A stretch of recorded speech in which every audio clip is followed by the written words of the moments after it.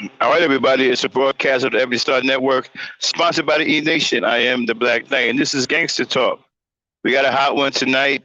Um, could be some fireworks, but then again, I always get disappointed. These guys don't come up and challenge me. They really don't want any smoke. But we're going to be talking about the so-called white men killing black women. Now, I've been pushed to do this. I've been telling these guys I don't like doing these kinds of stories because me and Dame got worn out doing these stories about black women being murdered by black men. First of all, it took us a long time just to find these two articles that we found, but we came up along a lot of black men killing black women. I mean, it's a lot out there. But we're going to put that to the side for right now. We're going to try to address the white men killing black women. But I'm going to tell you something right now. You might not like what I got to say. But just remember, you guys, you've been pushing me to do this kind of show. Well, tonight, you get what you asked for. All right, Dan.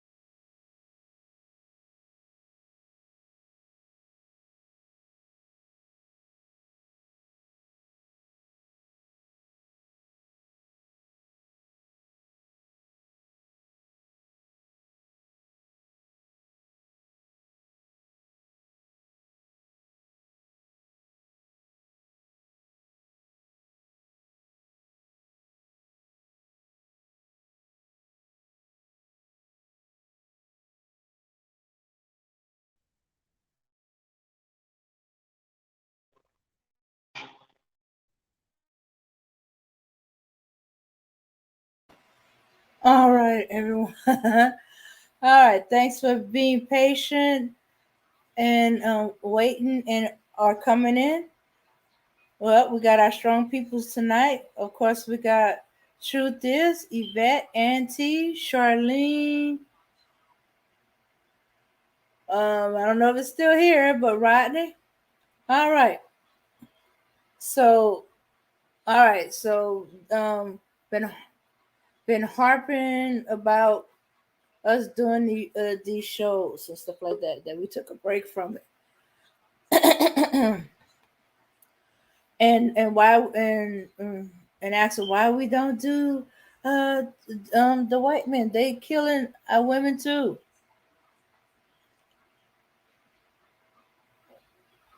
Well, might not like what you hear.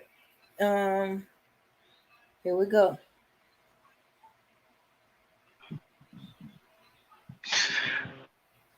Okay, I'm back. Sorry uh about that, y'all. I had a little bit of technical difficulties. Dan, come on in. Hey, Dan, did you hear distortion? yeah, I'm trying to see if it's me. Hold on. Everybody, just hold tight.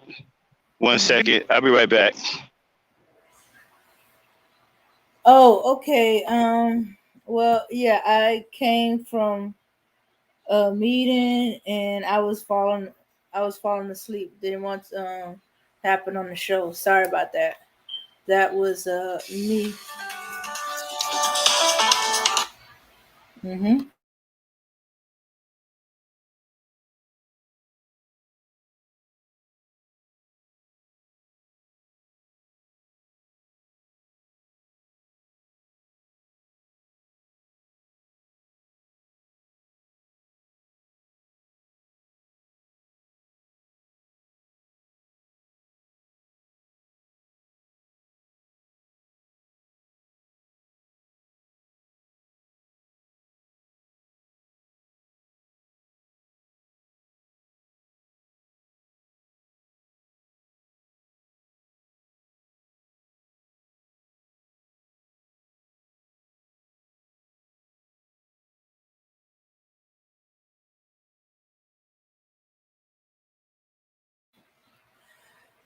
Yeah, as you can hear about the phone ring, I got people's trying to get my attention and stuff like that. Help with this, help with that. Can you do this? Can you do that? All right, sorry about that. But anyway, yes, had to push the time back um, because hey, I wanted to be full alert. Hmm. All right. Okay, Charlene, you are it is still in here. Can y'all hear me now? I need one in the chat to see if y'all can hear me. Okay, well maybe it is me. All right. I'm back. All right, hold on, y'all. We're trying to get the sound tested. Dame, Okay, all right, so y'all can hear me. All all right. right, I can hear you too. Now get the. Can you hear me? yeah, I can hear you. All right. Did you I hear can a hear you. distortion? No, I'm not hearing the distortion. Is there a delay? I guess so. I'm responding, and there's a little delay. Okay. All right. Because True said Response. that there were. Okay. Okay. Because True said that there was some kind of sound. I think he said he heard something. All right. Okay. All Okay, right. Everybody in the chat can hear me. You can hear me. yeah, I can hear you. All right, y'all. Let's get the show going. Okay, Dame. Get your FBI thing ready. Okay. All right, everybody. Welcome to the show tonight. It is Gangsta Talk. I am the Black Knight. Shout out to everybody in the chat, Truth and T. Keisha. What's going on? Sugar Bum. How you doing? Rodney Mallory. Okay, y'all showing up ready to show out. Yvette. Brooklyn in the house. All right, y'all. We finally here. Rousted by this. Shout out to Rozzy. I've been getting rousted by this. A lot of guys been telling me, well, Max, you won't do these kinds of stories. You won't do no stories about a white man killing a black woman. Now, I tried to explain to these nincompoops that I don't want to do these kinds of stories. I don't want to do any more stories of black women getting killed, period. Why? Because it nearly broke me and Dame down. When we was doing those stories of black women being killed, especially those little girls, it effed us up. Why? We were bothered by it so much because we actually love our people. We care about our people. We don't want to see black women being murdered. We don't want to see young black girls being murdered. And I told you what did it for me. And by the way, that last one, when I tell you where that goofy, crazy, psychotic nut murdered his girlfriend and his mother with that AR-15 and put a hole in his girlfriend's face, a softball. You can stick a softball through her face and it will come out the back of her head. When I mentioned this to RBR, he laughed. He thought it was funny. You see, a lot of black men think stuff like that is funny. I've been on some black panel. I'm gonna stop messing around with a lot of black dudes on YouTube. I'm starting to realize something. A lot of these dudes on YouTube, black dudes, they're demonic. They're demons. They got a lot of demonic energy. A lot of them think it's funny when black women are tortured and murdered in brutal fashion. They don't give a F. They think it's funny. I'm sitting here watching dudes snicker and laugh and try to change the subject like it don't matter. I've been experiencing this, especially with RBR. He thinks it's funny that black women are murdered by black men. I don't know what's funny. But a lot of these guys think it's funny. And if they don't think it's funny, they don't think nothing of it. They don't make nothing of it. And then some guys are trying to accuse the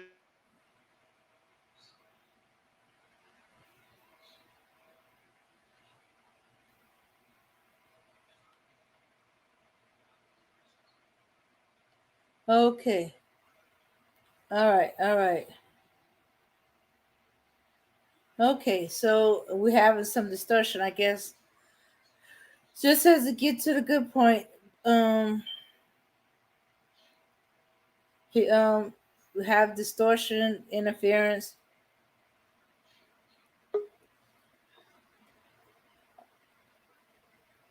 Okay. Let's see.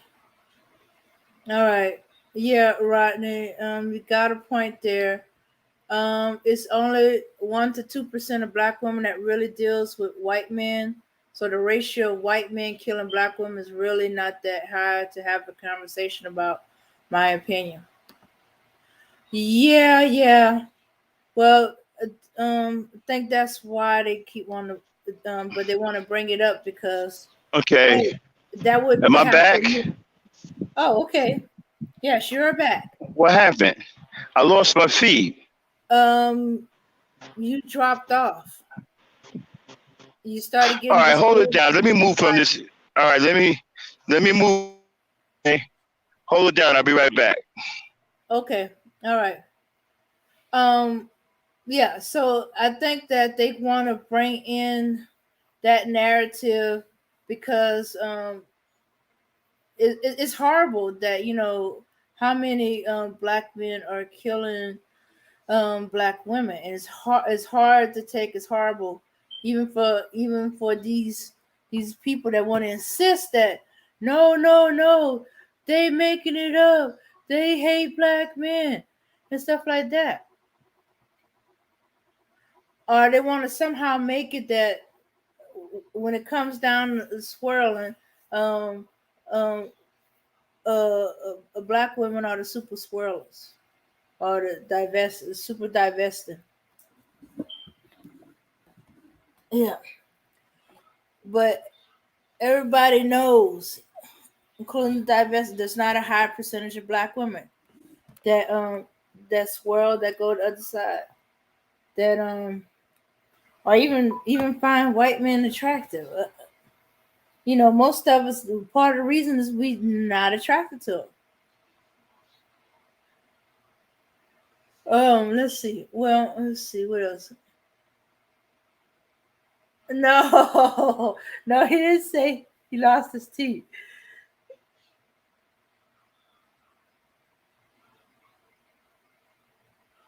Okay, okay, hey, all right.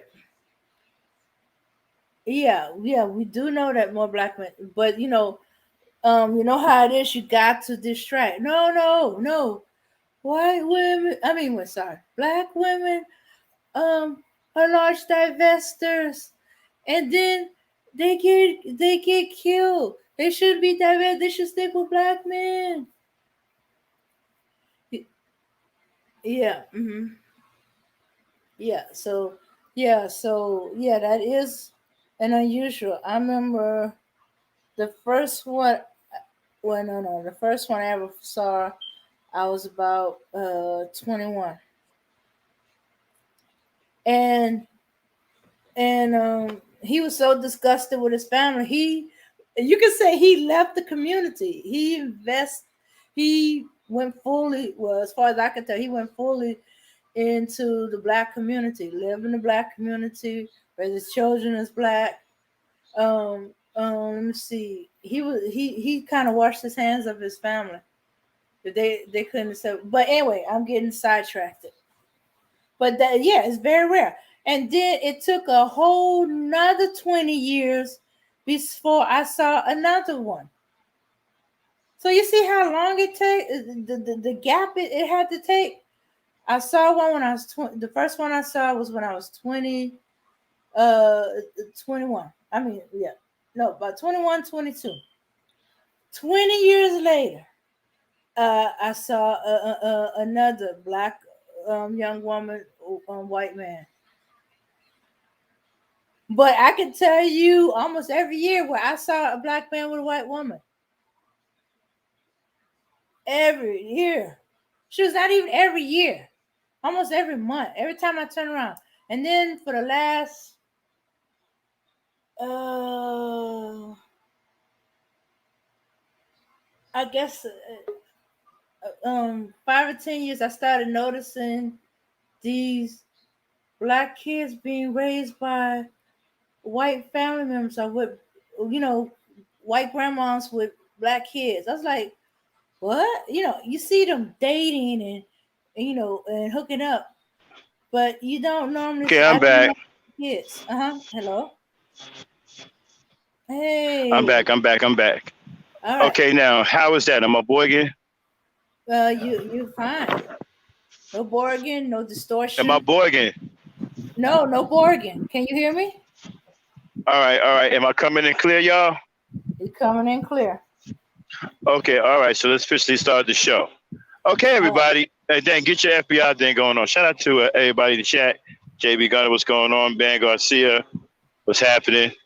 Hey, y'all. Let JB Gunner do his thing. Okay. But JB Gunner still follow rules of our channel. All right. You ready? JB. Uh.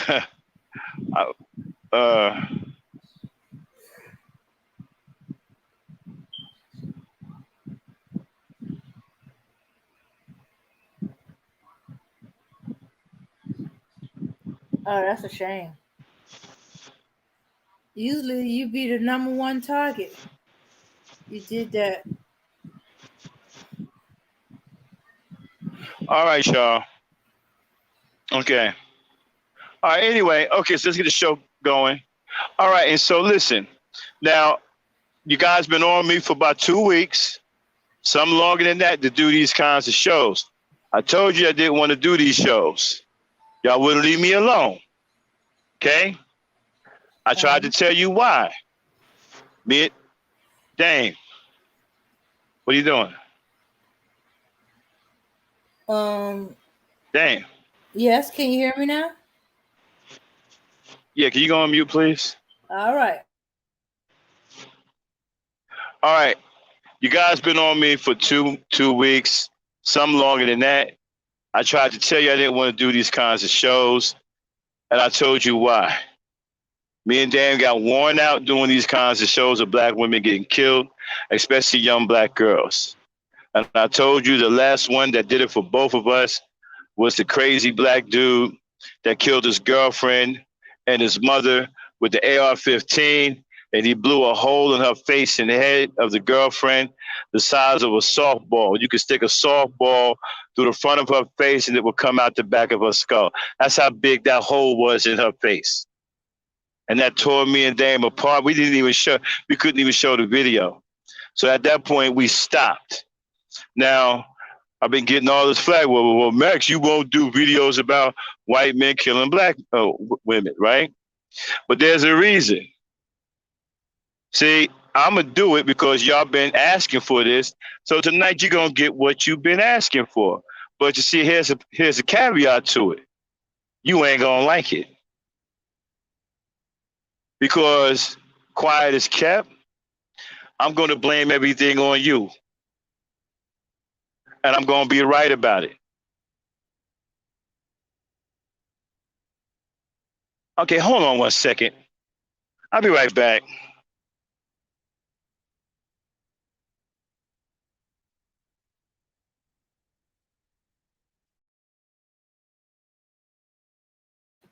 Okay. All right. Let's see.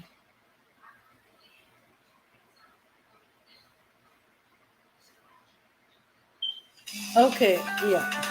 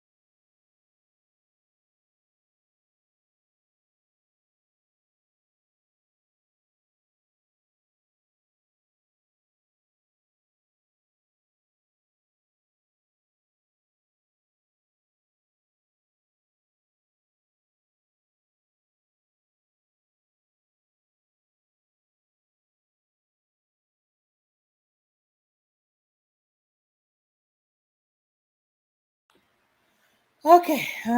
Okay. I'm back. Oh, okay. Yeah. Yeah. Truth is, that guy who said he died over his game before his daughter. Yeah. Mm-hmm. But but okay. So yeah. So we're going white men killing black women and how we letting them do it.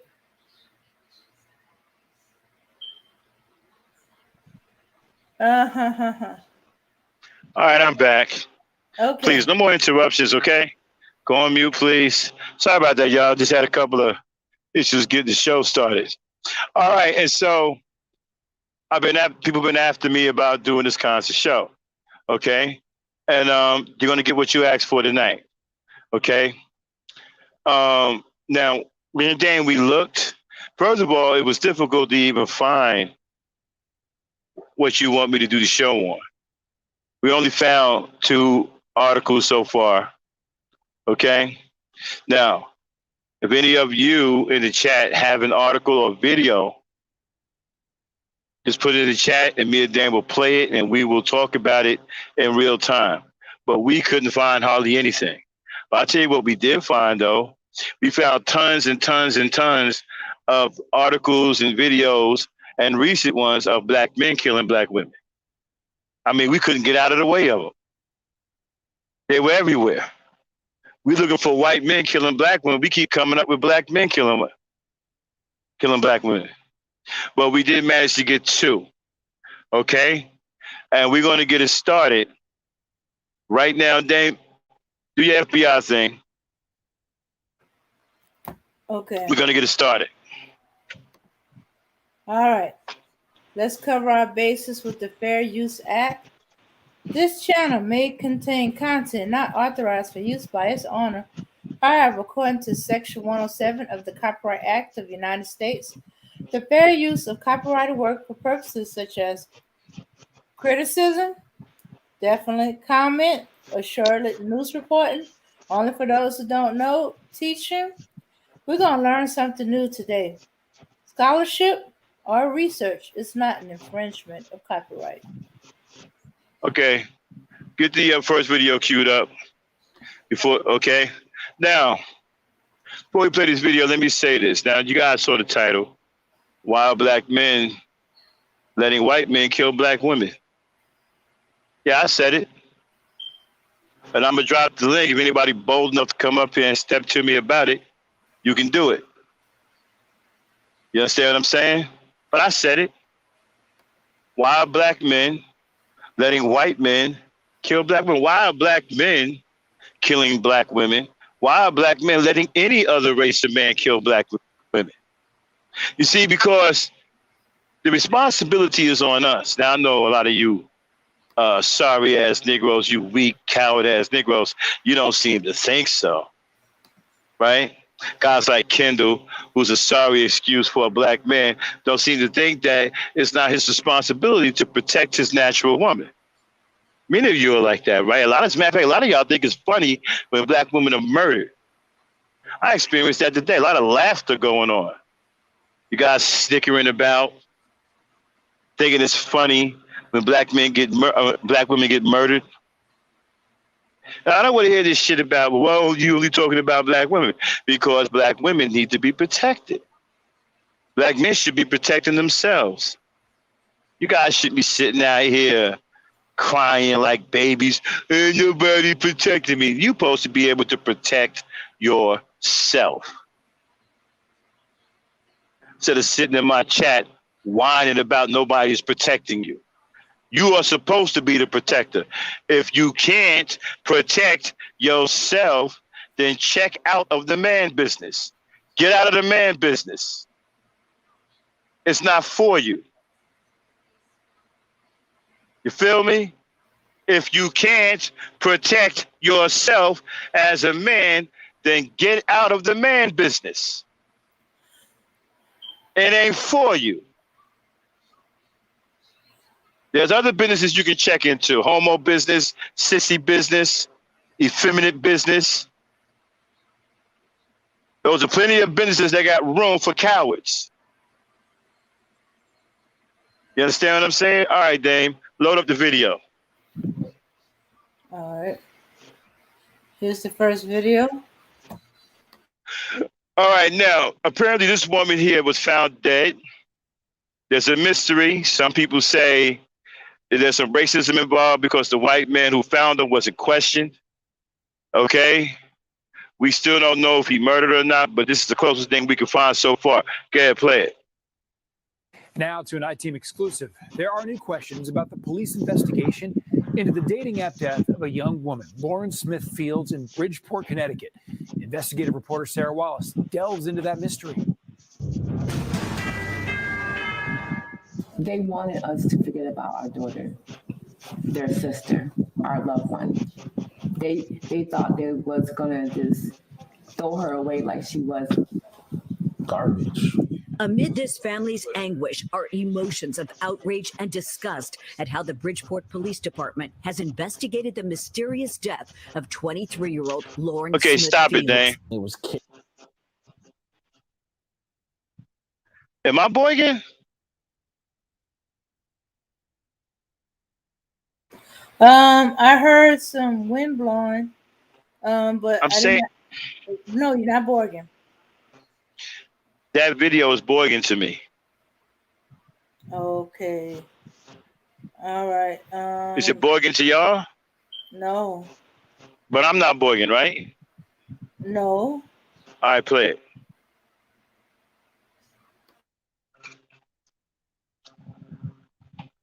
Careless. There was no concern. There was no care for the family about how we felt, our grief, our pain, none of that. The I-Team obtained this police report of the response to a 911 call from Lauren's apartment on the morning of December 12th from a white male identified as Matthew LaFountain. The investigator notes he was trembling and visibly shaken. LaFountain said they met on the dating site Bumble, began drinking shots of tequila, and Lauren became ill. That later they played some games, ate some food, and started to watch a movie. He says he carried her to her bedroom and laid her in her bed. He then laid down next to her and fell asleep. He woke up again at approximately 0630 hours and she was laying on her right side. Blood was coming out of her right nostril onto the bed, and she was not breathing. The whole day goes by. No police reach out to the family at all.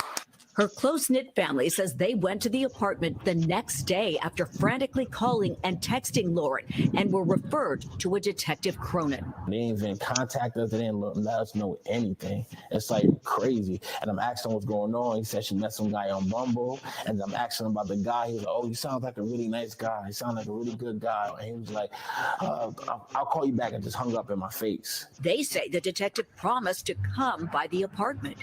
Never showed up. The family says the relationship with police devolved from there. No contact from December 13th until December 29th. They returned to the apartment to clear out Lauren's belongings and claim a new detective came by to say he'd taken over the case from Detective Cronin. The detective said he effed up, he messed up. He effed Cronin, he messed up. He didn't know what he was doing. He messed up the case. The family says they provided evidence they'd collected to crime scene investigators who arrived for the first time that day, included a bloody sheet and a pill. And 2 cups of like drinks or whatever next to a bottle. They didn't take none of that. We seen a condom, we seen lube, other stuff in there. They didn't take none of this. Sources close to the investigation tell the I-Team the Matthew LaFountain pictured in this social media photo, now removed, was the man at Lauren's apartment. A neighbor at his listed address in Milford confirmed LaFountain's identity, but we were unable to reach the 37-year-old who has not been accused of any wrongdoing. LaFountain's same image appeared under the name Matthew Thomas, now also taken down. Anyone that genuinely cared and they were there, the last person there, and they know that nothing bad happened, Now stop. at least even reach out to the family. All right, can you hear me? Yes, I can hear you. I'm not Boygan, right? No, you're not Borgen. Okay, that whole video is Boygan. I don't know why. All right, okay, I will admit there is something fishy going on here. If he's not guilty, why is he taking down pictures and stuff like that? They're trying to remove identification.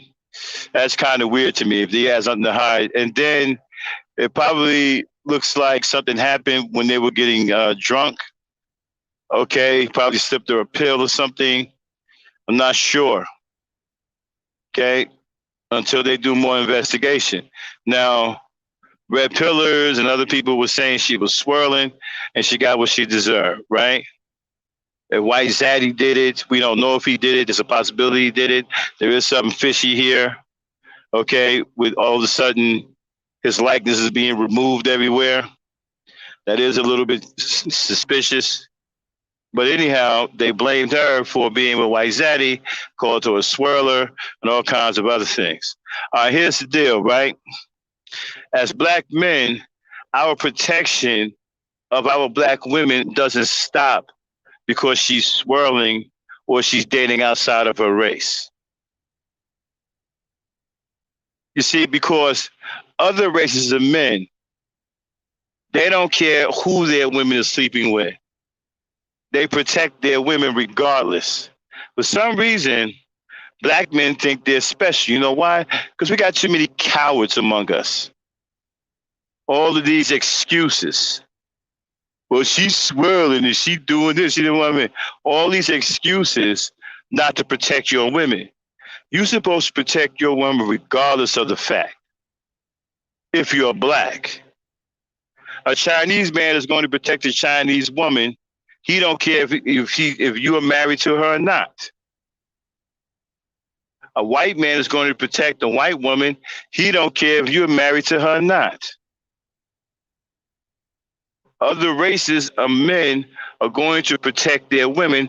They don't care who's married to them. You know why they do that? They do that to send a message that their women are protected and that you're not going to put your hands on their women without severe repercussions. Black men don't do that. As a matter of fact, Black men are aiding in the Black woman's demise.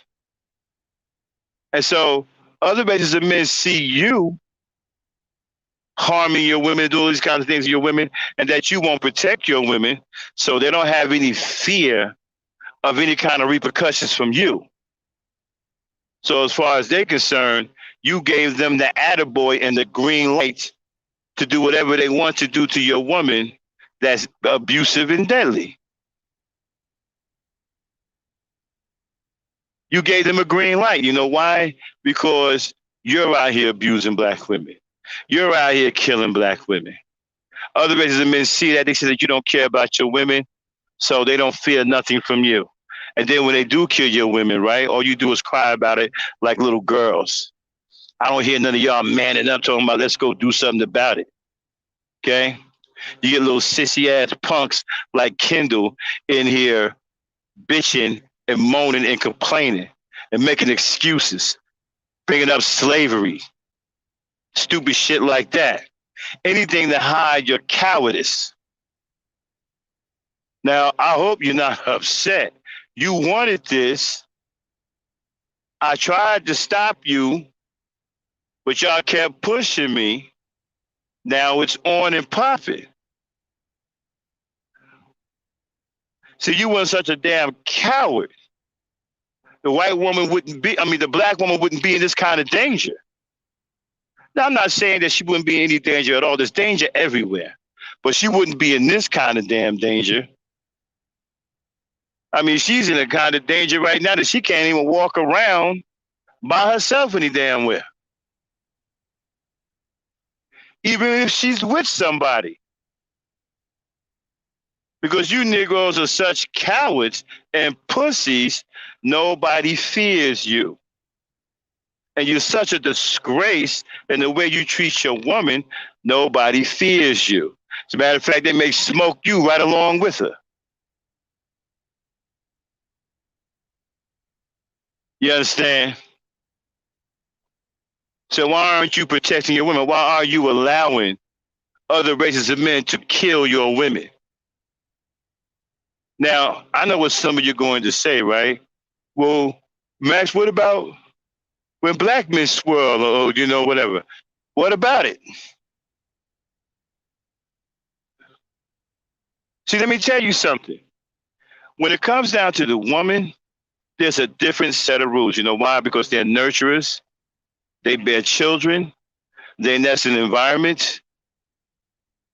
They are responsible for us raising nations of people.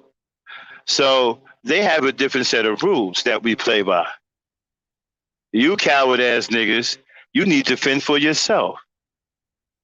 You're supposed to be out here kicking ass and taking names. You're supposed to be protecting your women and children, not asking for protection for other races of men. And sitting up here saying little bitch shit like, oh, the black woman is masculine. She got an attitude. Y'all up in here arguing with women, breaking fingernails and shit.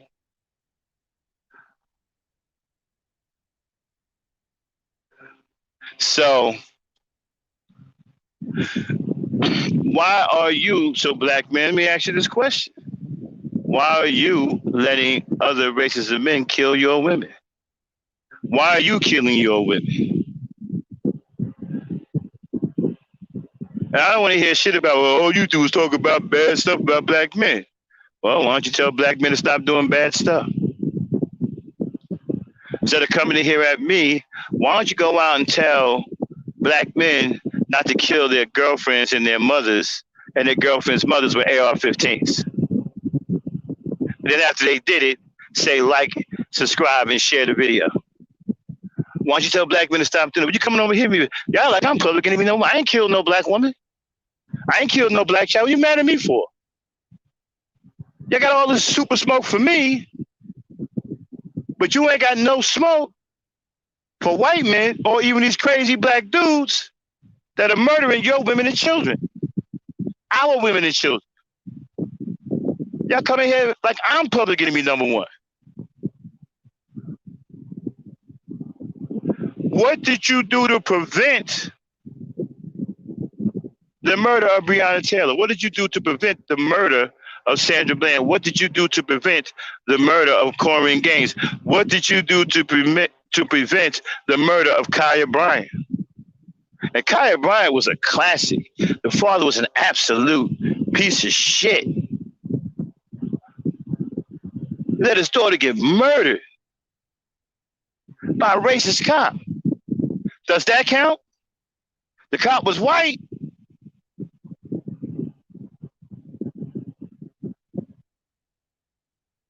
What did the father do? Act like a gangbanger. He was a manosphere guy, right? He wanted to kick a black woman in the face, and it cost him his daughter's life. And seeing you niggas, deaf ass niggas don't hear shit, right? You think shit is funny. And you mad at me. I don't give a fuck about you being mad at me. You can kiss my black ass. I don't give a fuck about you being. Okay, understand something, Kendall. I don't give a shit about you, my nigga. I don't give a fuck about what you think. You can take a short walk off a long walk off a short cliff, nigga. Or you can go jump off the George Washington Bridge for all I care. I don't give a fuck about pieces of shit like you who don't have no respect for our women, who won't protect our women, won't protect our children. Why would I give a damn about a piece of shit like y'all?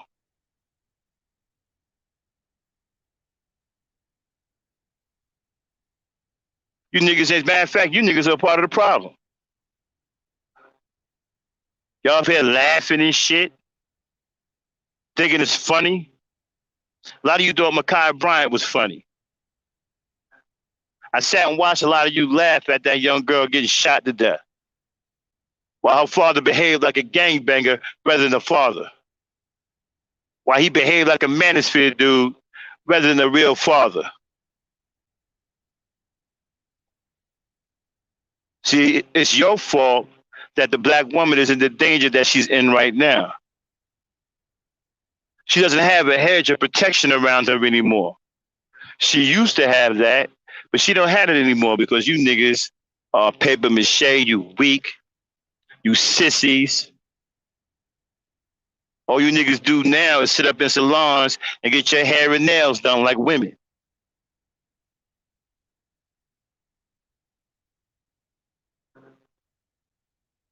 You don't protect the black woman. So are you surprised she's being murdered by other races of men? You don't put no fear in nobody's heart. Ain't nobody afraid of you.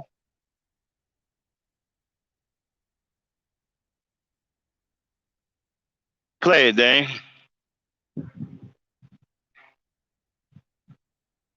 Yourself, like, listen, I know I'm sorry for your loss of your daughter or your sister. The family's last contact with police was on January 4th at headquarters with their attorney. What I believe is that the police failed to collect and preserve that environment from the first day. The attorney has now filed a notice of claim to sue Bridgeport for negligence, claiming key evidence was not initially submitted to the state lab. I feel like because he's a white guy and she's a black girl, it's just almost like they just thrown it under the rug. That night she was silent, so now we are her voice.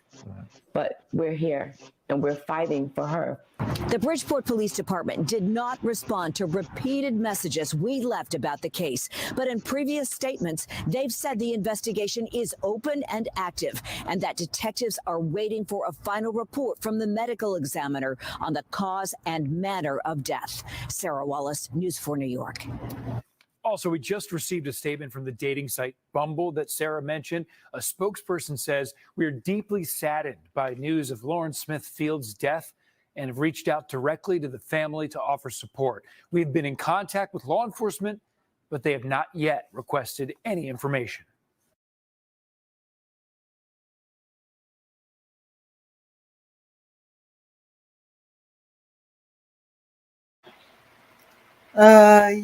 Yeah. Law enforcement did not request any information on this guy. They didn't do any research. They didn't even bother. Oh, just another black woman killed. Oh, and he seemed like such a good guy. I know he wouldn't do something like that. Crap. You know, didn't even do a typical crime of a suspicious death. Nobody just dies. There's always a reason. Was she ill? No. What about the blood? If she was nosebleed, well, wouldn't there be some evidence of, like, something or another? Autopsy? Yeah. No. And then they had to have a new cop come in and investigate. Okay, I'm back. Ketchup. Okay, for some reason, I lost my feed. And so, you see, here's the deal, too, right? Now, you can say the white man killed her. You can speculate. We don't know. Okay? But here's the deal, right? It don't matter if a black woman is so-called swirling. She's still a black woman, and she deserves our protection. No race of man should feel comfortable in thinking that he can lay hands on our women and not face severe consequences. And you see, we got another problem too, right? You know, we got other enemies to the black woman. We have a contingent of black men who have developed a culture, a murderous and dangerous culture of hating black women. And they are hell bent on seeing the black woman to her destruction. Let me just give out a few names: RBR, Kendall Rowland, Red Pill Supreme, Manosphere, Kevin Samuels, Tommy Sotomayor, SYSBM, Woke Progressive, Books for Moses, Zab, Cap'n. All of these guys in these groups, they are enemies to black women. And they need to be dealt with. Because you see, we deal with them, okay, the black woman would be much safer. Then we can start putting that hedge protection back around her the way it's supposed to. I don't give a damn who she's sleeping with. All I care about is the overall message, like all races of men should do. It should be an overall message. You don't put no hands on my women. If you do, you got to deal with me. But you see, these old sorry ass niggas can't do that. They too cowardly. So this is why they sit back and they fucking holler at me talking about, I bet you won't do this. You don't do shit either. I bet you won't do nothing. How about that? I bet you won't do anything. Who want to take that bet? How many of you want to bet that these niggas won't do anything at all? Isn't that right, Kendall? It's a surefire bet that sorry-ass Negroes like you won't do anything to help black women at all.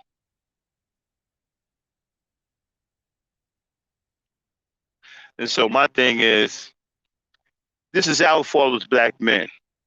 Our women are in terrible danger. Probably the most danger that they've ever been in history. They have no hedge of protection.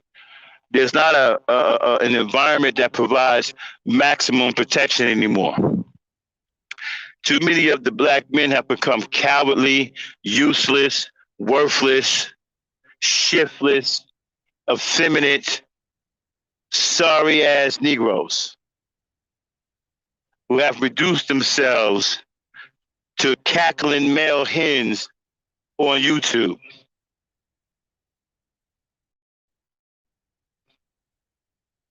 Rather than being men of substance, men of honor, men of courage, rather than laying down the law and let other races of men know that you will not put any hands on my women.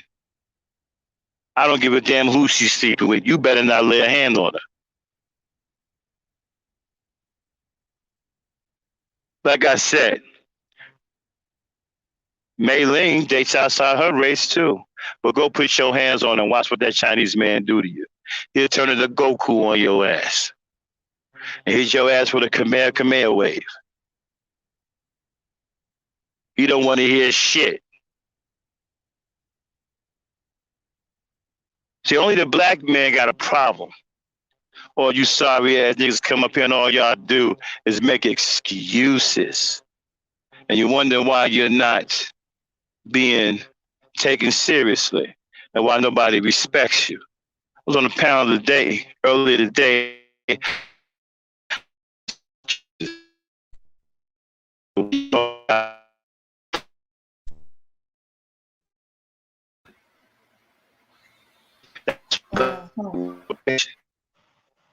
What are you doing?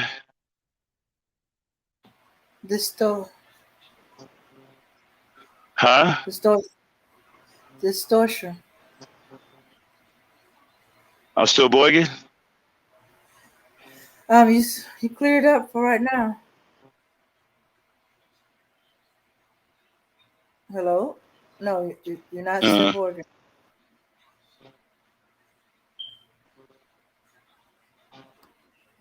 Okay. All right. Let's go ahead. Was I boyging for a long time? You was boyging for a couple of minutes. Okay, can you tell me when the boyging starts? And don't let me go for a couple of minutes, because I can say a lot in a couple of minutes. Yes. Now, I'm not sure what they heard. Do you know the last thing I said before I was boyging?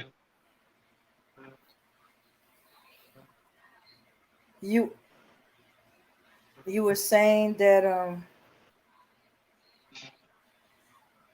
the Kamehameha wave and Okay, all right, okay, I'll pick it up from there. So yeah, and so other races of men are going to protect their women no matter what. And that's the way it's supposed to be. But again, we got too many shiftless Negroes that don't see it that way. They're too cowardly to stand up and be men. That's why they're always in these chats cackling like girls and always want to debate, because they want to take the spotlight off the fact that they have no courage to stand up to be real men. Isn't that right, Kendall? That's why you always write books in the chat room, because you don't have any courage to be a real man. You see, you write, right?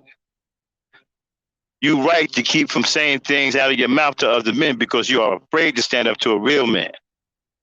Most of you are. That's why you're in here cackling like girls. And you think that it's some kind of badge of honor, sitting here cackling like little girls talking about you intelligent. But you're a coward, though. And your women are in danger because you're a coward. And you're weak. That's why our women are in danger. It's your fault that our women are in this kind of danger. You can't protect them. And you haven't sent any messages to the rest of the world that putting hands on your woman will be met with severe consequences. See, that's what other races of men do. You sorry ass nigga, but who she sleeping with? She with Brad. I don't care who the hell she with. That ain't got shit to do with nothing. As the leader of our race, you don't get to pick favor. You don't get to say, well, we ain't going to protect her because she with Mr. Magoo and Magilla Gorilla and Casper the Friendly Ghost. It don't work like that, son. You are the de facto leader of your race, your society. You protect the people that's in it. You think white people don't protect white women and the children that they have because they're with people of other races? You think if you go attack a white woman that's with a black man, the police ain't gonna show up and take it to you? You think they're gonna show up to them? Oh, she with a nigger. Let me just mind my own business. You think other white men that neighborhood gonna be like, nah, you know what? She with a nigger. Let me mind my own business. It don't work that way, son. That's what your problem is. Y'all weak. Y'all immature. And it's your fault that our women and children are in this kind of danger. You're the reason why the black woman is being attacked. You're the reason why she's being murdered at an alarming rate. Why? Because you're helping the other races of men do it. You're killing her too. You done joined in. All right, then let's go to the next video. Okay. Now, like I said, anybody got a video that they want to put up? You know, of a white man killing a black woman? Throw it down here. Put it in the chat. Me and Dane will review it right now. There's someone that wants the link so they can combat you.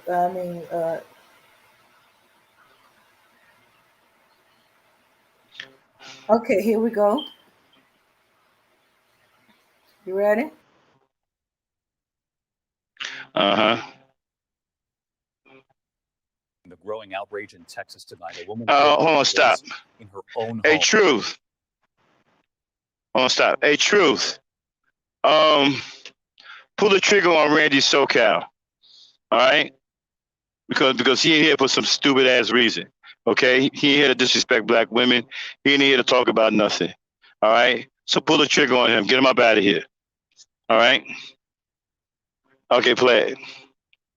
The growing outrage in Texas tonight. A woman killed by police in her own home. Body cam video shows an officer outside the house. He'd responded to a call from a worried neighbor about a door ajar. The officer then firing through a window of the house.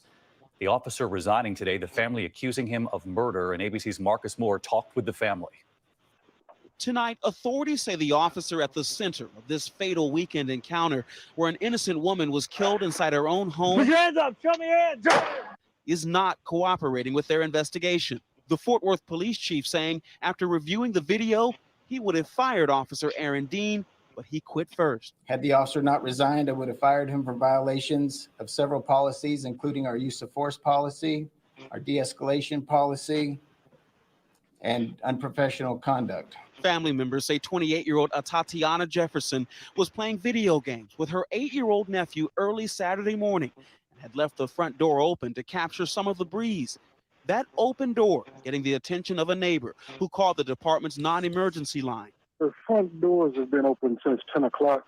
I haven't seen anybody moving around. Police parking around the corner to do a welfare check. In the video, you can see Officer Dean walking around the back of the home and that he never identified himself as an officer. Put your hands up, show me your hands. Within seconds, Dean firing that deadly single shot through the window, killing Jefferson in front of her nephew. The shooting comes less than 2 weeks after Amber Geiger, a former officer from the nearby Dallas Police Department, was found guilty for killing Botham Jean inside his home. Okay, then you can get that off the screen. Okay, we're done with that. All right, okay, now that happened 2 years ago. Dang, get off the screen. That happened 2 years ago. Was a white cop who shot a black woman who was playing video games with her son. Where was the black men in the house? Again, we fail to protect our women. I don't care what other races have been doing. I care about what we're doing. I care about the overall protection of our women, period. I don't give a damn who they sleeping with. It shouldn't matter who they sleeping with. I don't want to hear shit about, well, the black men don't get that protection when he's swirling. Protect your damn self. You a man. I'm sick and tired of y'all coming to be talking about you ain't getting no protection. Protect yourself. The hell are you talking about? And no, Truth, Kendall is too much of a coward. This is what I'm talking about. These are cowards. Okay? These are cowards. All right. So I'm not expecting Kendall to come up here and do nothing. Okay. So he's just gonna cry and bitch from the chat because he's a sucker and he hates black women. All right. And so if you're gonna tell me why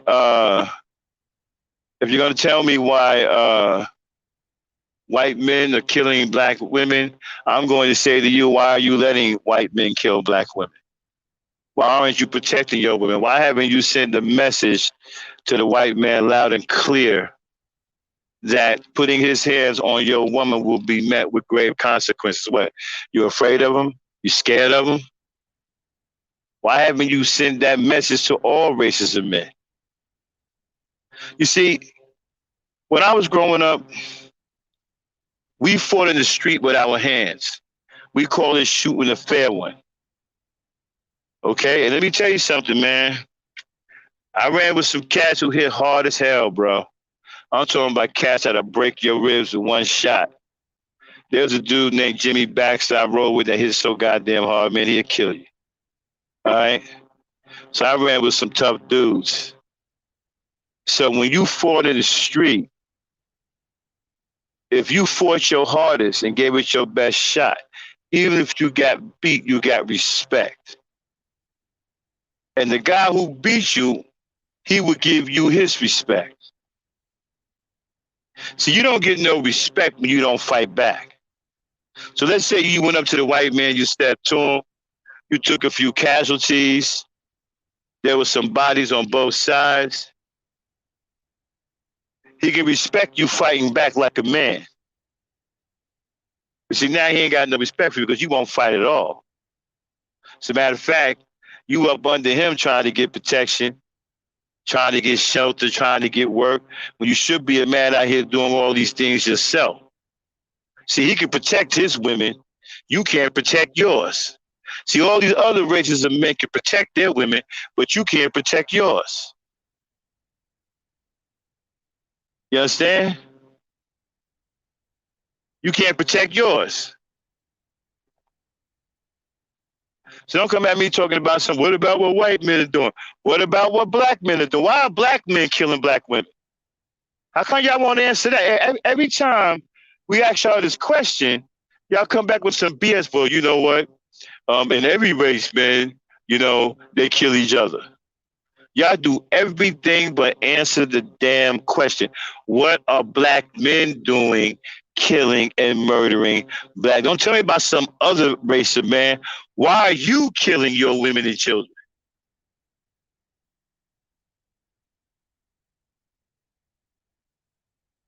Why are you killing your women and children?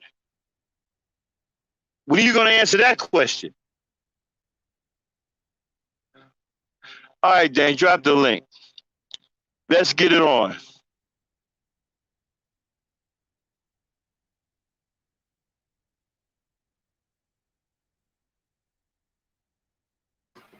All right, link is dropped. I already proved what I was supposed to prove, Kendall.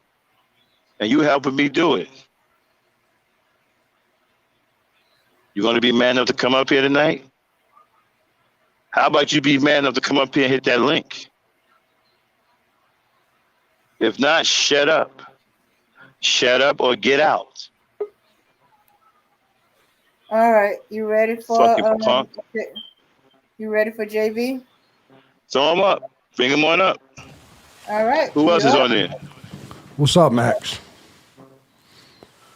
Can you hear me? Mello? Yeah. What up, JB? What's going on? How you been, brother? Ain't nothing, man. Just getting after these my fellow Negroes.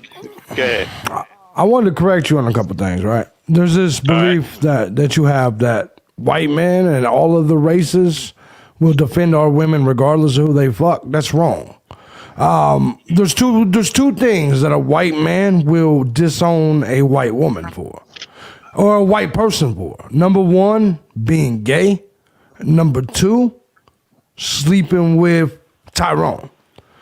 Like, I'm gonna be honest with you. If a woman, if I begin to talk to a white woman and she says that she's ever been a mud shark, she's not only is she disqualified, but I don't care if I see her getting beat the fuck up. I will never defend her. So I'm just saying you're wrong there, because once you're looked at as a traitor, just like with the country, if you're a traitor to America and you drop your and you essentially drop your goddamn, excuse me, I'm drinking a little bit, your citizenship, and you go somewhere else, You no longer have the protection of America. Same thing when it comes to the women. So I'm just saying you're wrong on that front. This belief that just because of I actually think black people are the only people that think like this. That just because you have the color of each other's skin, that they're your brother or sister. White people don't look at other white people as you're my brother or sister. We don't look at each other like that. Go ahead. My bad. Okay. Okay. I would say that you're right on that front, but only when it comes down to racist white people. I think racist white people feel the way you do. You know, they won't protect a white woman if she's dated outside of her race, especially if somebody's black. But white people who don't share your sentiment as far as race, they do, and I've seen them do it. Well, some will, but also at the same time, I want to also kind of call you to task for, because I listen to you. I just don't always comment because I'm not really. It's not really my place to comment unless I see white people in the title, right? So what I wanted to ask you was, I noticed that you continuously, like, you don't hold black women accountable for anything, right? Like, and I'm not now. That's not a problem. I don't deal with them, so I don't care whether you hold them accountable or not. But it's kind of like your position is nobody can do nothing to them. They're never wrong. So when like anybody, Kevin Samuels, anybody else. Now I don't listen to none of them clowns, nothing like that. Like your position is always pro them, no matter what they do. You think so? So let's just take some random black dude from the chat. If he sees Mella getting beat up, let's just take RBR and Mella. If RBR sees Mella getting beat up, you think he should, let's just say I'm the one beating her up. You think RBR should get killed? You think he should lose his life because he can't beat me? You think he should lose his life for this woman who disrespects him daily just because they share the same skin color? Well, I think that if he can't beat you physically, then you should do the next best thing and call for some help to keep you from harming Mella. My first wife was black. I used to beat her up every day, and her brothers and fathers wouldn't do shit. I'm 6'1". What does that have to do with anything? I'm telling you right now.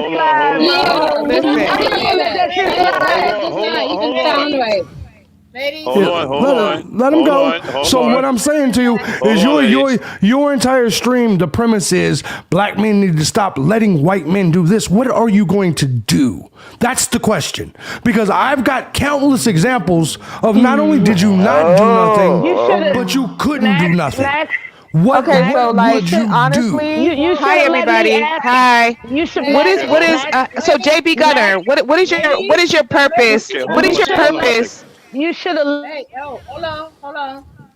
What is your purpose of being in the middle of this situation? You should go ahead, Mella. You should have let me. Okay, go ahead. I'm gonna mute up. Hold on 1 second, y'all. Hold on 1 second. I'll tell you. What's up, Dan? Okay. All right, ladies. It's still between Max and JB Gunner. Once they figure, Yeah. Then y'all can ask or jump I'll tell you what black men need to do, right? They need to whoop your white ass. And then what? Because that doesn't stop anything, right? You know that won't stop it. You know what they need? Well, they need to do what they need to do to stop it. And so once again, let's go back to the question. Let's say I'm beating up Mella. You think RBR should lose his life?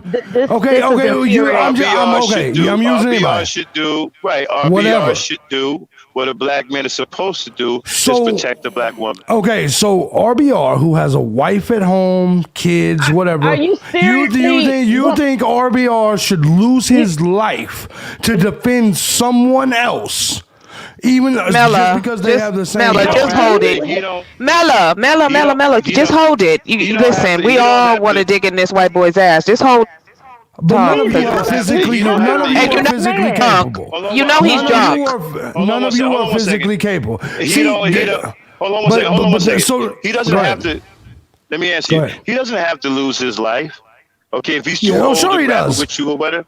No, I'm a white man and I'm strapped. Yes, he does. He would lose his life. All right, okay. It's not even a question.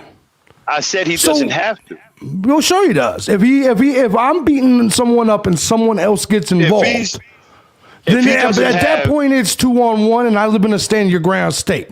At that point, it's 2-on-1. I can shoot you dead. Period. well, okay. Well, here's the deal. Here's the deal, right? If he's unable to deal with you straight up, then he go and he get help, or he should be strapped himself. Okay, and so either way, he's either going to risk his Max. So what I'm saying is, either way, Max, he's going to lose his freedom or his life for some woman that's not his wife. Is what you're saying? Because you see, the law says you can't protect someone from bodily and deadly harm. So if I saw you physically hurting Mella, right, and I got my burner on me, I can shoot you. Right, but if you don't shoot me first and you come with that jive shit, and I'm just saying in general, right?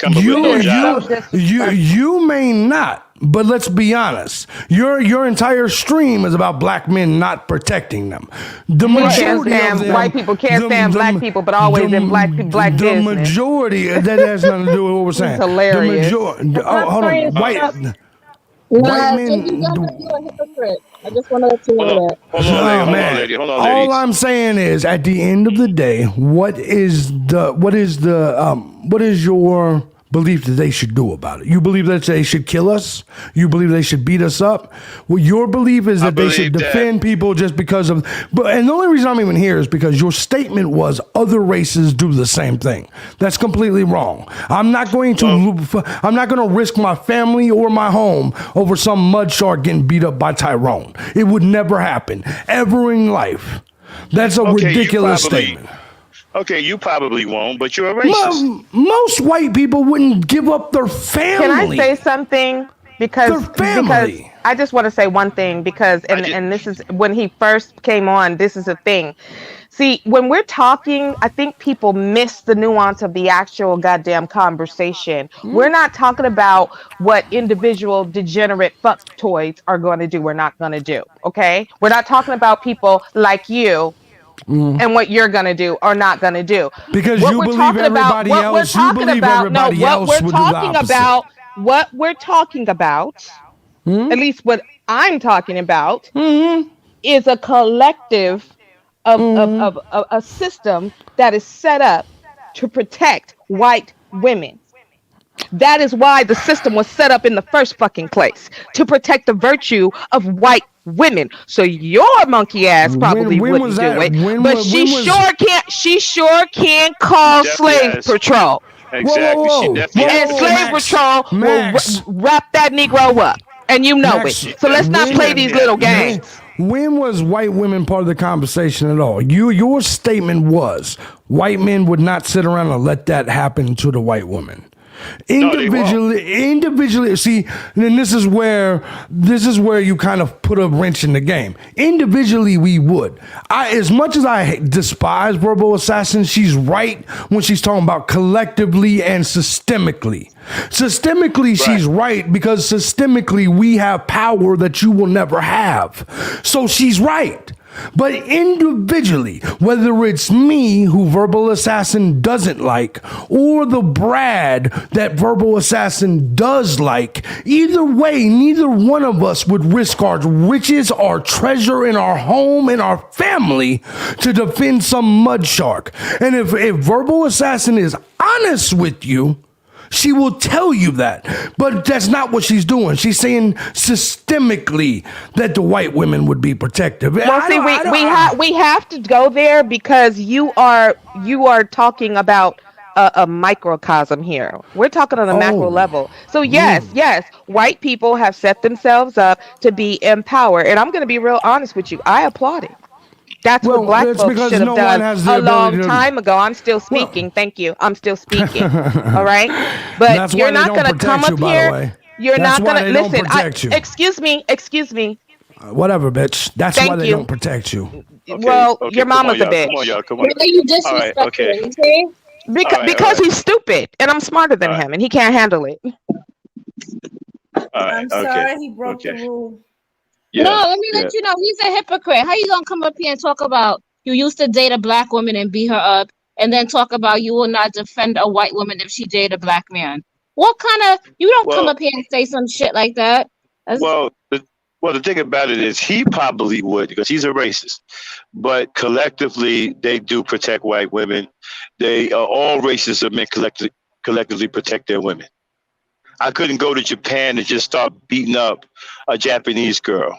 Or even if I had a Japanese girl as a girlfriend, I couldn't just get away with beating her up. Okay, there may be some Japanese dudes there that hate her for dating outside her race, but it ain't gonna go down like that. Collectively, she's going to be protected.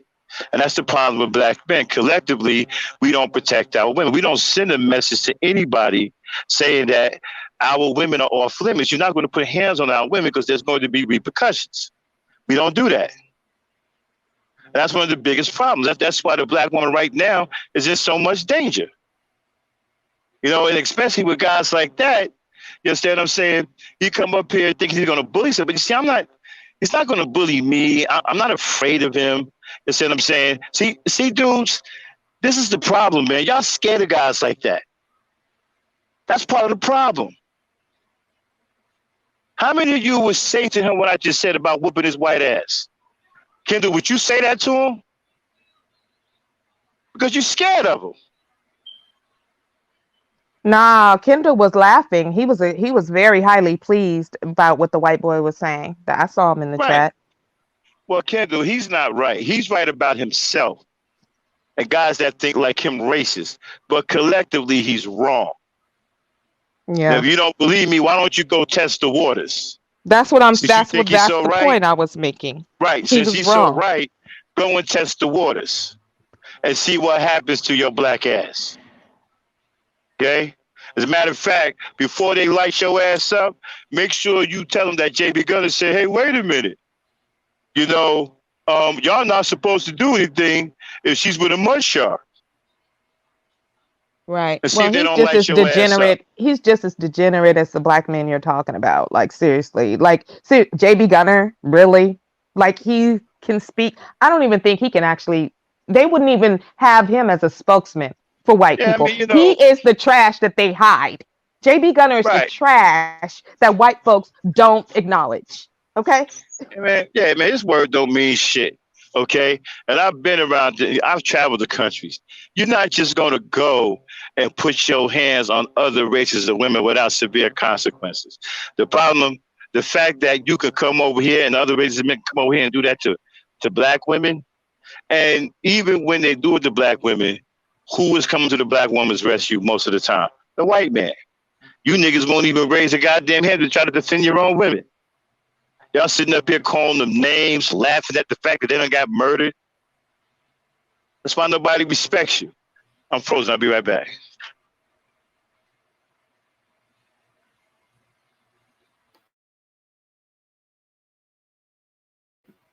Thinking I was unmuting myself. Oh yeah. And then things have changed in their community as well as in ours. I know for a fact there are some black, I'm sorry, not black, some white men who took back their whatever that word he used about Becky's date, married, involved, have children with black men. They mad, they don't like it, they disgusted, but yes, they may have some conditions, she might or she's out there until she's ready to come back home and stuff like that. And I know some that take it back even without the conditions. So JB Gunner, your message is a little bit off. As you said, there's Okay, I'm back. Okay. Okay, now here's the other thing, right? He made a claim that, right? I won't hold black women accountable for anything. Y'all won't tell me anything that the black woman is accountable for. Why don't one of y'all come up here and tell me what the black woman needs to be held accountable for? Y'all just tell me, well, you won't hold black women accountable for nothing. Hold them accountable for what? Are we ever going to get somebody to come up here and tell me exactly what we need to hold them accountable for? Hold them accountable for what? Exactly. Max, that's the question that so many have asked, and they can't. Everything that they attempt to say only points back at their failed leadership. Right. Yeah. You know, we're accountable for what? Can please somebody come up here and tell me what we did? Well, you don't hold that. No, I don't. They ain't nothing to hold them accountable for. I can hold you accountable all day. And I hold you accountable for every goddamn thing. Now come up here and try to prove me wrong. You know, all you tough guy, or you chat tough guys. The link's in the chat. They ain't dropped the link. Kendall, why don't you bring your narrow ass up here, bro? You got a lot to say in the chat. Come up here on the panel and let's get with it. Has Kendall ever been on the panel? No. Nope. Okay, what He's makes us scary. think he's coming up now? He reminds me of that guy. Did y'all ever see that video of that father, that black father who hopped on top of the car and let a pit bull chase his little 4-year-old daughter around? Yeah.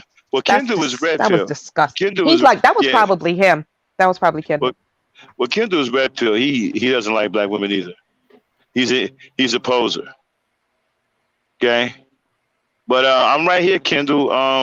Links in the chat. Hop on up here. Your cat's talking all this shit, but you're gonna let a white man show you up? At least JB Gunner came up here and tried to stand up against me. You gonna let a white man show you up?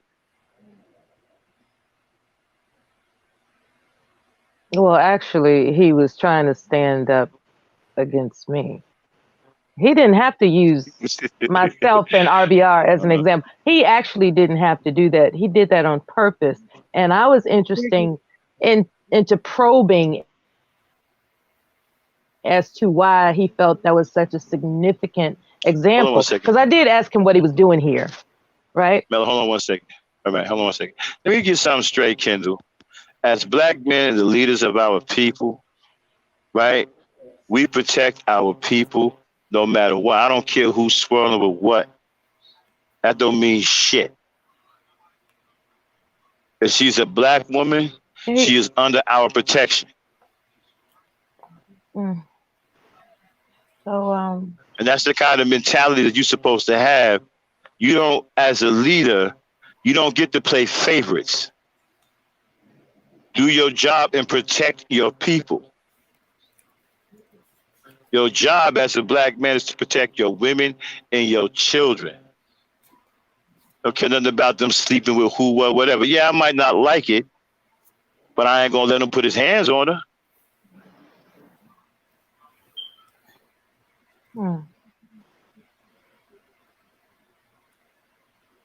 I don't know. This is Yeah, man. and don't get caught up into they wouldn't do it. I've seen it where it's not true. They will take it. They will protect. You know. Yeah, that's JB JB Gunners basically was just approaching the panel to be petty. He wanted ain't to really saying- show me up. Right, he ain't really No, saying that was nothing. because his response in the chat room was nothing, Melly. I'm just listening, because he mentioned a white person in the title, and so for somebody that was just listening, he certainly hit that link real fucking fast. So he just basically wanted to be petty. I don't believe he means anything that he says, because just like we can clearly see, he has tattoos on his face. There's really what manner of decent society actually takes him seriously? He has to pay for respect. And so it's not where he's to be taken seriously. He just wanted to be petty. And don't let him get you upset. He had that demon juice in him, so he was in a fighting mood. You know what I'm saying? My thing is, he ain't really. Now, I agree. He might not do anything because he a racist. Okay, but collectively, it's not going down like that. Exactly. Yeah. No. Kendall. Can I just say this? Listen, if you're not gonna hit the link, yeah, we're gonna act like we don't see your words because you're fucking annoying. You're so cowardice that you can't even hit a goddamn link. I'm so confused right now. You know what? Shut the fuck up. No, hit the link if you want to talk to somebody and you want somebody to respond to you. Max, just stop responding to him. He can't hit the link. He wants attention. Okay. If he really wants attention, he can hit the link like a man. But he's a boy. Mm-hmm. So let me tell y'all, right? Some people are disabled, right? This is somebody brought this to my attention.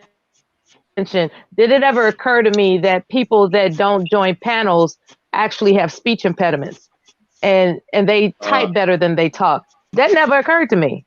I was like, oh, okay. Oh, that's You what know? it is. That Well, could Kim, be that's true, okay. but then they shouldn't be doing all that chat box twerking then. They should be real nice in the chat. Well, Kendall, you ain't got to worry about it. We done had all kinds up here, man. Ain't nobody going to trip. You know, just take your time speaking. But come on up.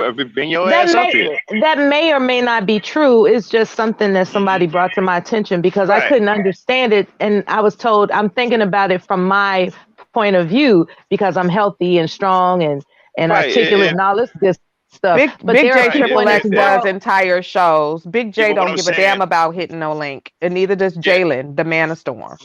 Yeah, but I'm saying, right, Kendall, if it is He's like better. that, that's cool. I ain't going to clown you on that. Big J Triple X is better than ever.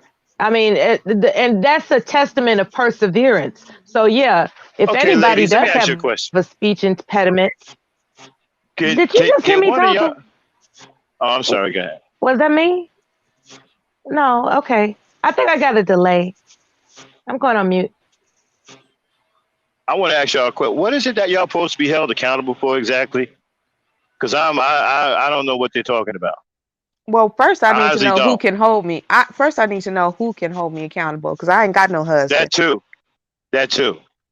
So I'm trying to figure out why an internet thug that I don't know, faceless, nameless, don't pay none of my bills, thinks they can hold me accountable for a motherfucking thing. That's that. Let's start there. Like who's gonna hold me accountable and how are you gonna do it? Like what are the consequences that you're to put? Like when you hold someone accountable for something, that means that there are consequences. What consequences can black men put on anybody on this planet? That's what I want to know. Yup, you don't own shit. You don't do nothing. You don't regulate nothing. You don't do anything. Mm. You ain't the boss of hardly nothing. You don't have any wealth. You don't create nothing. You don't do shit, but don't do nothing. A handful of them do. Yeah, a handful of us do, yeah. Not gonna condemn all of us, but most of you niggas in here talking don't do nothing. That's why y'all on these chats running your mouth. Because you ain't about shit.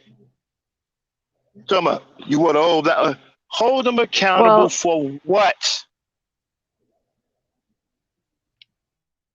See, that's why they scared of me, man. They won't come up here because everything they say, I'm just gonna turn it right back to black men, and there ain't shit they can do about it because it's true.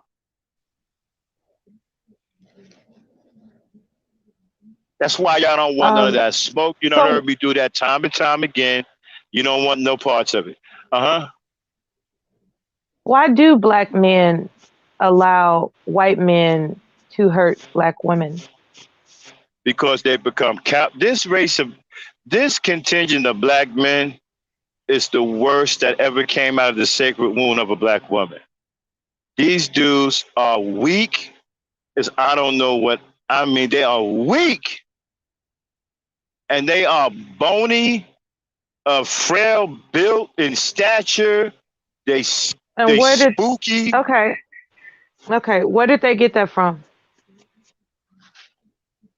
I have no idea. They didn't get it from my generation. All right. That did not come out of my generation. I don't know where they got that from. I mean, it's getting to the point now to where when I go to like on businesses and do deliveries, and I see guys walking towards the truck, until they get right up on the truck, I can't tell if they're female or male. Because of the way they walk, the way they got their hair, especially if they got their back turned to me and they're walking away, I can't tell I don't know what they are. Yeah, I would just like to know where did they get that from? Don't know. It came from somewhere. Where did I who think get Things what that from? things Where did who get what from, Mella? the behaviors that Max is speaking of. it could have came out of. It could have started. It's probably Where do in the you think they music. got them from? Well, first I want to answer the question about the accountability question that so many black men are crying about. It would seem, from what I've heard from another black man, that black women have dehumanized black men to the point where they have considered themselves useless among us.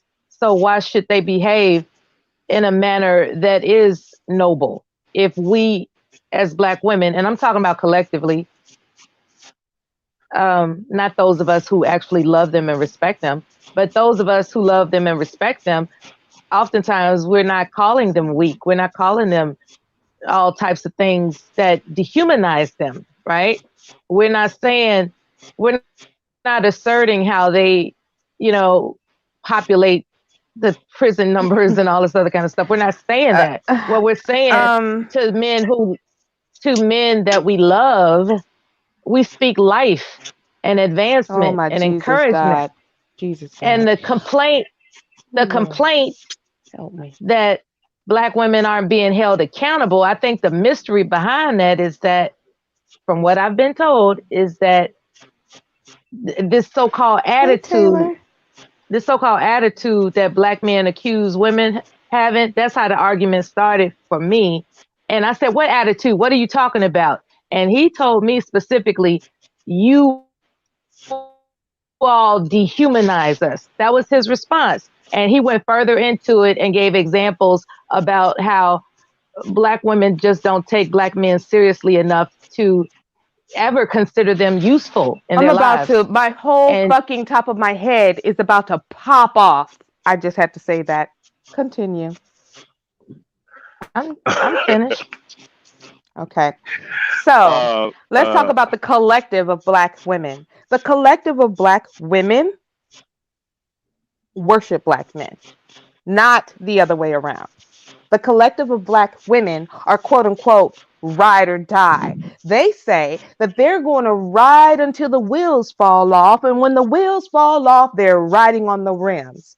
That's what black women say. Black women say that they don't need the man to really have much money. You know, they don't, I can help him. I can lift him and I can speak life into him and I can raise him up like his mother, to be the man that I want him to be. I'm going to sacrifice for this man. I'm going to bend over backwards. I'm going to toil and I'm going to work because I was learning my man while I was earning my man. That is the collective of black women, not the black women who are saying, it's a no-go. Okay, that's the collective. So you got it kind of flipped. And dehumanizing, black men dehumanize themselves. Black men have been dehumanized before any black woman ever even thought of standing up for herself and saying, you are not going to mistreat me. You want to know who's been dehumanized by everyone, including the black man? The black woman.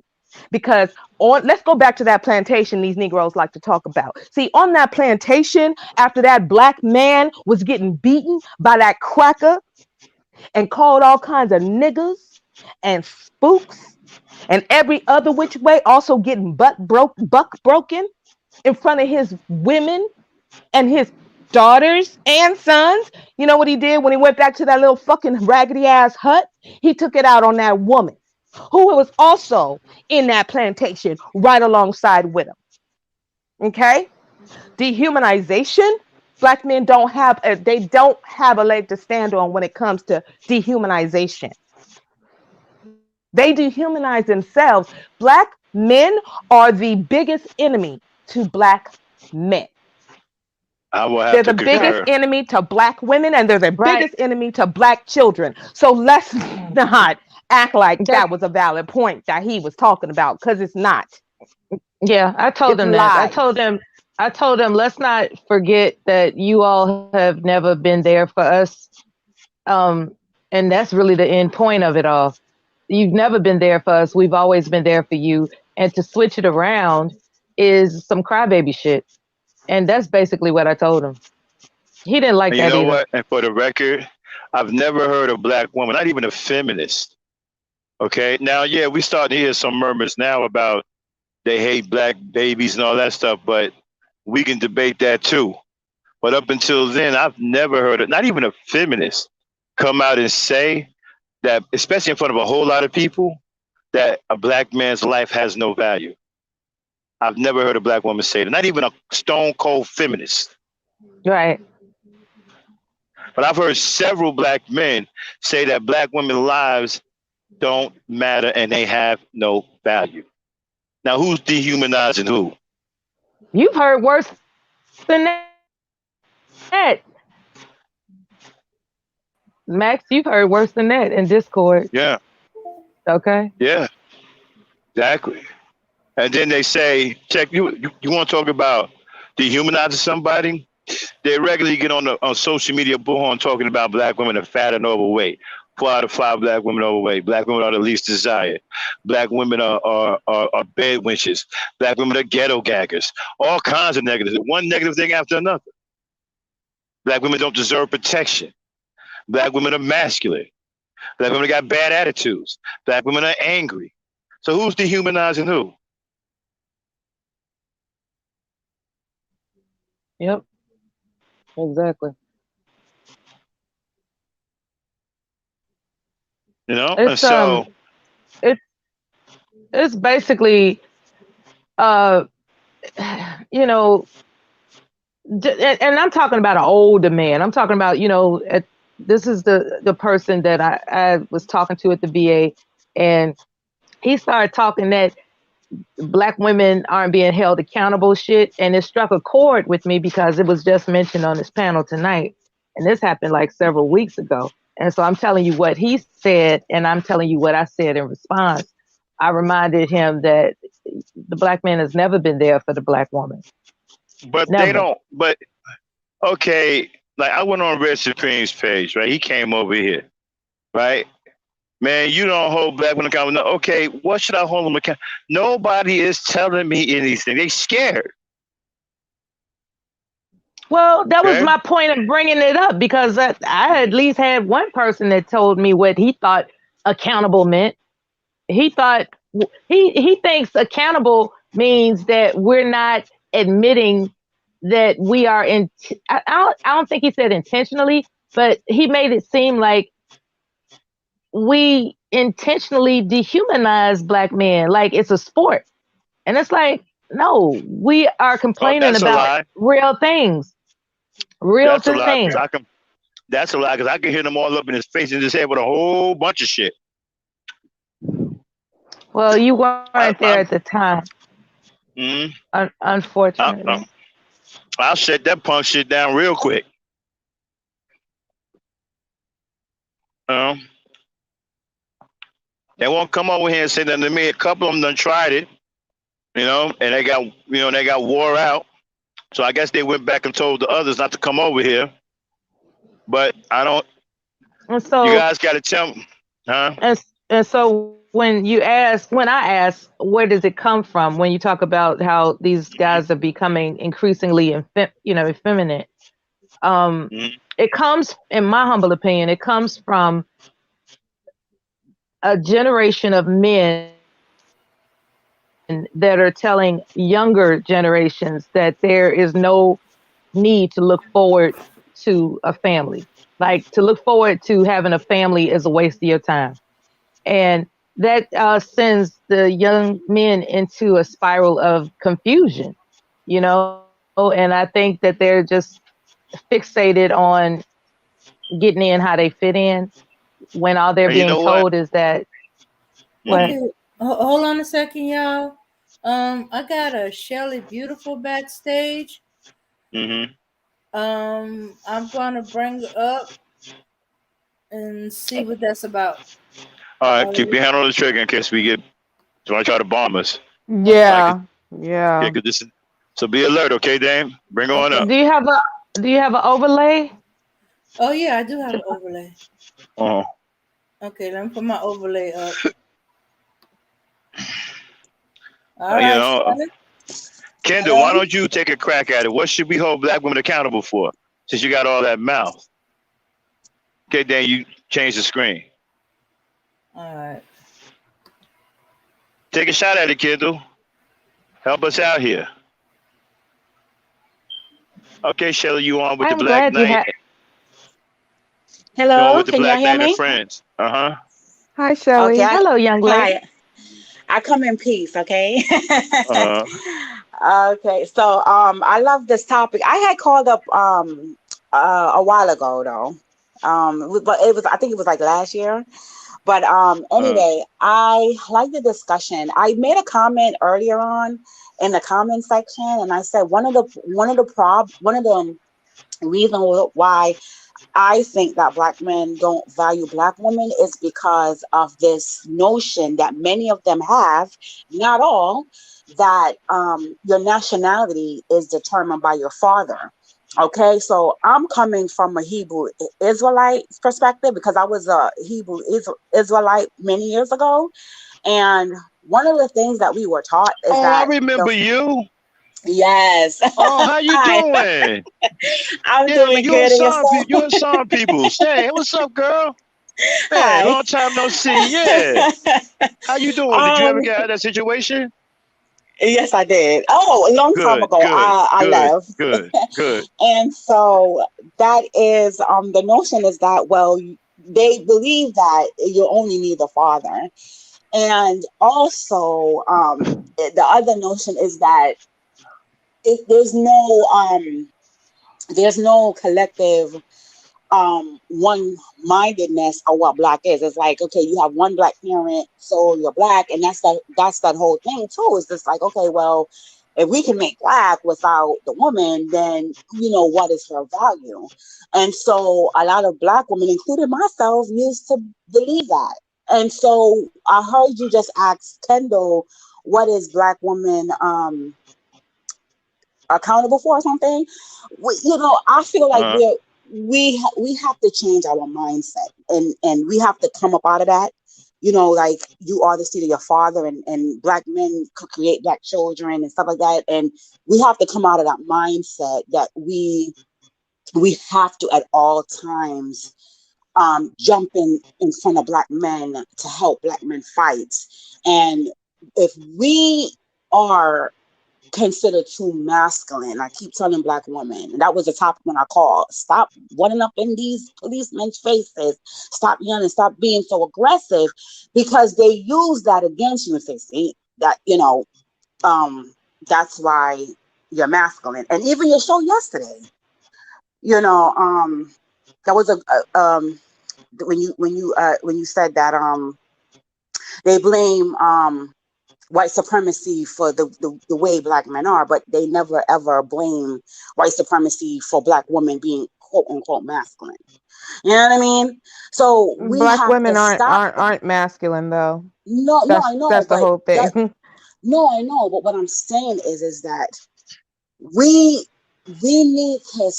Okay, I want to put it in a different way, because I'm not saying that we are, but what I'm saying is that we need to stop that going out and running up into these police officers' faces, because we do look masculine out here. That's what I'm trying to say. Yes, You know what I mean? Let the that's the men. marching part. Yeah, That is the marching right. part, and that has been the message, over the past year and a half or so of black women doing all this marching and being on the front lines and getting, what are you doing that for? I'm not doing that. I'm gonna be sitting back, like making my pie and painting my nails. Like this, it's absurd. So yeah, I absolutely agree with you on that. Black women need to sit down and mind their business. Stop And getting in that's what I feel them like. men's business. Let the And that's what men I handle feel each like. other. Right. And that's what I feel like we are accountable for. Just like the question that he asked Kendall. But I feel like that's what that's we're. not the answer Huh? they want, sis. That's not the answer they want. Oh, okay. Yeah, yeah. Sorry to bust your bubble, but yeah, they ain't looking for that answer. All right. No problem. That's what I wanted to say. Just wanted to say that real quick. Yeah, have a nice night. Don't go. Why are you leaving? Don't leave us. Oh, okay, because okay. No, this is a black woman challenge, so you do your thing.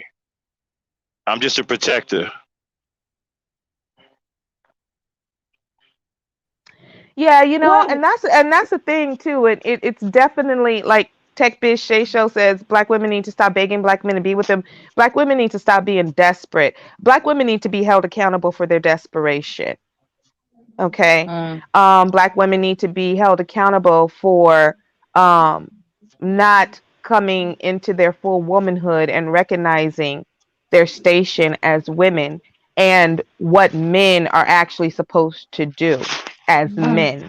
Black women need to understand what true manhood is, and unfortunately, many don't, because they didn't grow up with any strong male role models like fathers and uncles and even older cousins who were walking that walk and talking that talk. You know what I'm saying? So black women have, first of all, when you grow up as a woman without a father, there's this thing that happens subconsciously where you go through your life, and when you start dating, you're subconsciously looking for to recreate that relationship, that first relationship that was either existent or non-existent, to correct it. And it happens on a subconscious level. That's why you see a lot of people, not just black people or black women or whatever, people in general, this is what happens when they grow up in a neglected state, or they have been abandoned by either parent. Usually it's the male parent. Their dating life reflects what they were missing as children, and they're attempting to recreate it and fix it subconsciously. So this is Oh why yeah. people get into these bad relationships. Oh yeah, that's psychology 101, definitely. I was wondering if Shelly could tell me what it's like to be a Hebrew Israelite, because that's a environment I'm not familiar with. If you don't mind. Okay. No, I don't mind. I used to go to the Israelite Church of God in Jesus Christ, and that's in damn, I forgot the address, but that's in Harlem. And the experience wasn't bad in the beginning, but that particular church, they do believe in the you are the seed of your father. So basically, Can I? what they I'm sorry, I don't mean to cut you off, but I have this. I'm dying to ask you one question. Can you me, hear me? yeah, Yes. I hear like a wind something in the background. Okay, hold on. Let me hold up my window. Can you still hear it? How about now? No, it's It's better. gone. It's gone now. Mhm. Okay. You said that they believe that the baby is the seed of the father. Yes, correct. If I, who told you that? According to the teachings that we have, it's been a while, so I don't know if somebody could put up the Bible and the scripture, because they quote I should know, but it's been such a long time since I left, I didn't even Okay. pick up the Bible. But Okay, they but let me say teach you this. from Right. Numbers, Right. I understand. Right. I I think got you. it's I 1 understand. verse 14, I believe. Right. Right. I understand all this of it, but that's scientifically and biologically incorrect. The man's sperm don't have anything to do with the creation of the child. As a matter of Yes, fact, but a woman's eggs, a woman's eggs only use the man's sperm for fertilization. That's it. After that, the man's sperm is dead. The woman's body does everything else. yes, but they also would teach us, right, to not believe in the white man's science too. Well, you So Of see, course that's a not. Of course you see, not. that's a bunch of BS too, right? The woman's body, the woman's body is an amazing piece of work, right? It does everything. It really don't need the man's. It really don't need the man's seed for fertilization. Okay, but the thing about parthenogenesis, I think the reason why it's no longer able to happen is because women now they procreate through men. Okay, but his seed doesn't have that kind of power. It doesn't do it. It just fertilizes the egg. Once it fertilizes the egg, it's over with. It's gone. Now, it does put some DNA in there, but that's just about it. It doesn't have anything to do with the creation of the baby. Absolutely. The But race of the that's what baby, the race of the baby, no, that emphatically is what the mother is. And the baby also has the mother's phenotype. Right. And when you're talking about Bible and Hebrew law, Jewish people in the Jewish nation, you are what your mother is. Yeah. And we know the Bible is all about the Hebrews and the Jews. So, the Bible is used to men like to use the Bible to not read it, just to pick it up and beat a woman over the head with it. You know what I'm saying? So I What's had a friend who was like a sister to me, and she got caught up in that Hebrew Israelite mess with her man, and she was horribly abused. Horribly yeah, abused. and right, and going forward, scrutinize what you hear come from the mouths of powerless men. Okay? Powerless men are often dreamers, and they will tell you these fanciful stories Now that's a to try to word right get you there. right. Beware They will. of the Mhm. words that are coming out of the mouth of a powerless man. Yeah, Exactly. that's word. Many of them are many of them are fanciful dreamers. They dream of having power and they don't. And so they look to you to try to regain some kind of manhood. And so they tell you all these fanciful stories to get you to believe in pink elephants and, you know, and giant beetles and stuff like that. So scrutinize everything that you hear come out of the mouth of a powerless man. And because black women in general are so seemingly desperate and parched for a black man's approval, they just sit like lapdogs lapping it up. Like, why? I don't understand. I can't, I don't get it. See, I've never been a black male worshiper. I've never been that, thank God.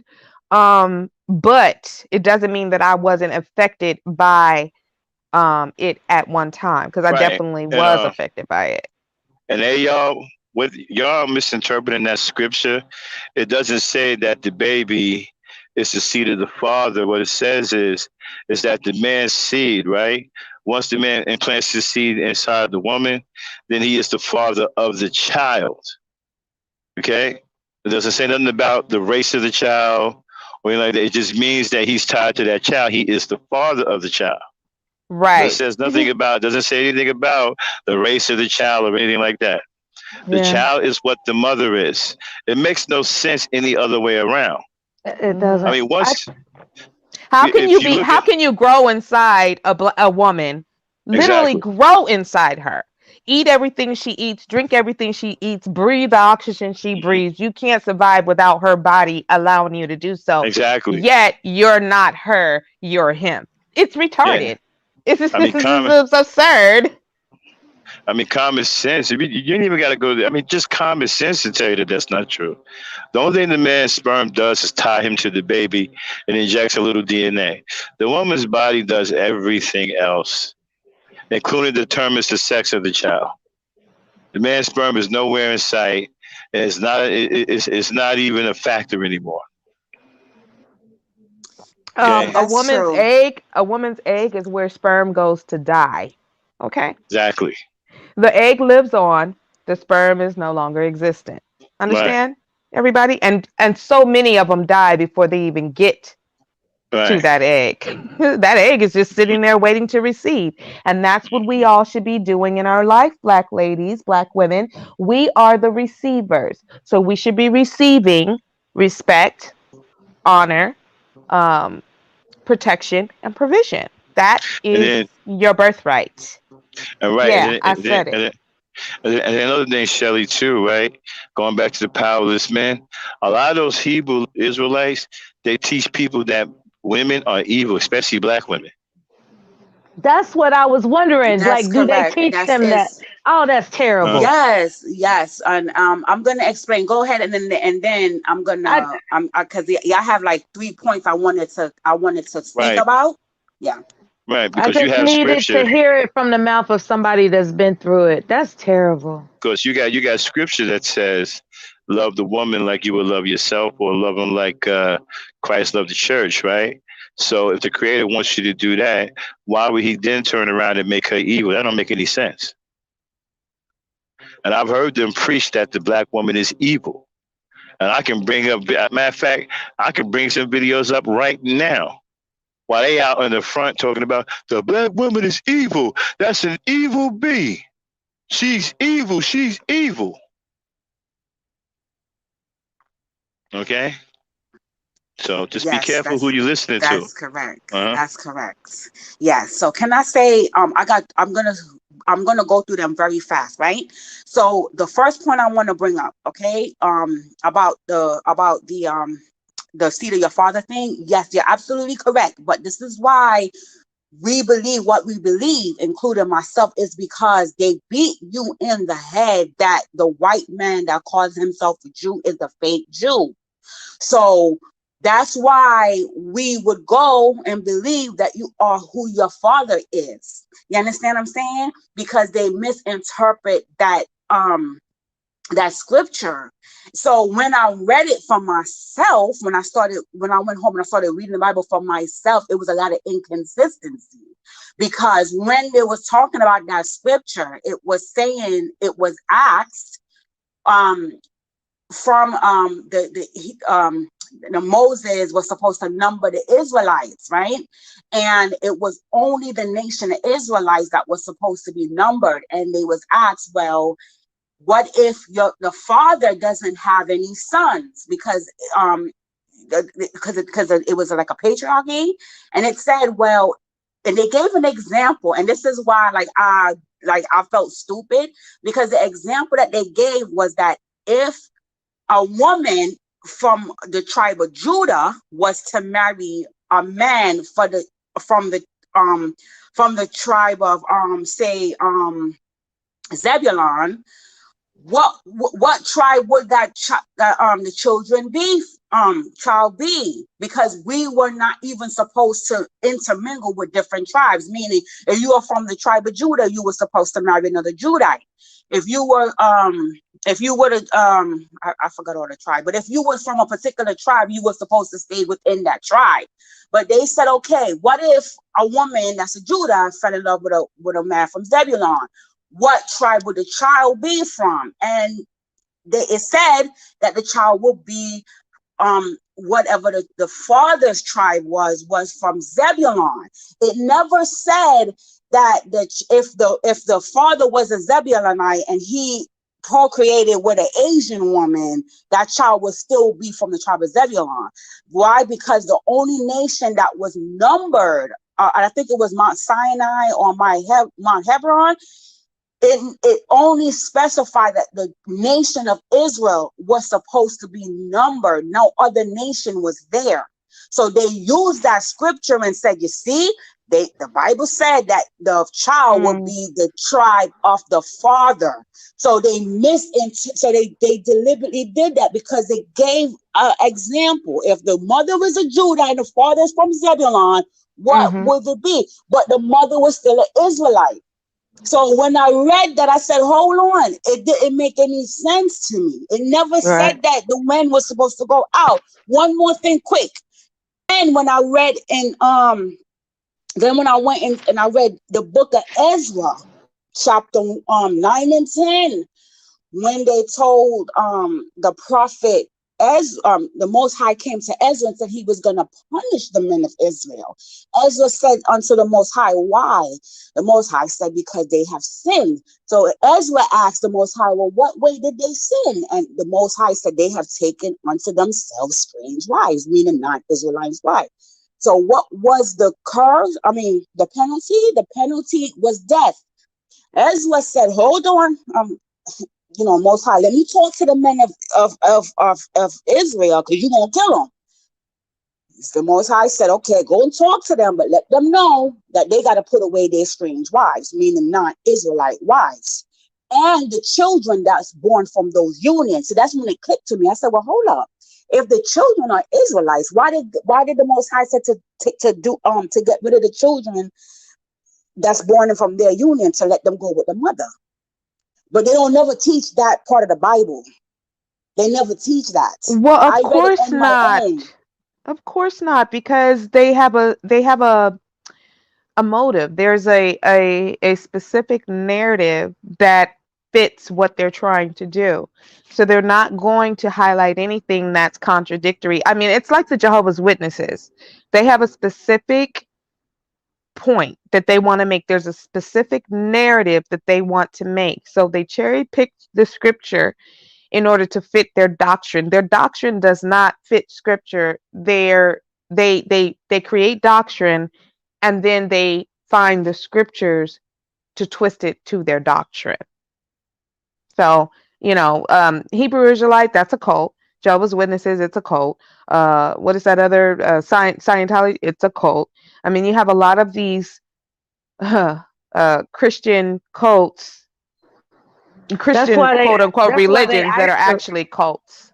Yeah, that's why they isolate their members to make sure they're not being influenced.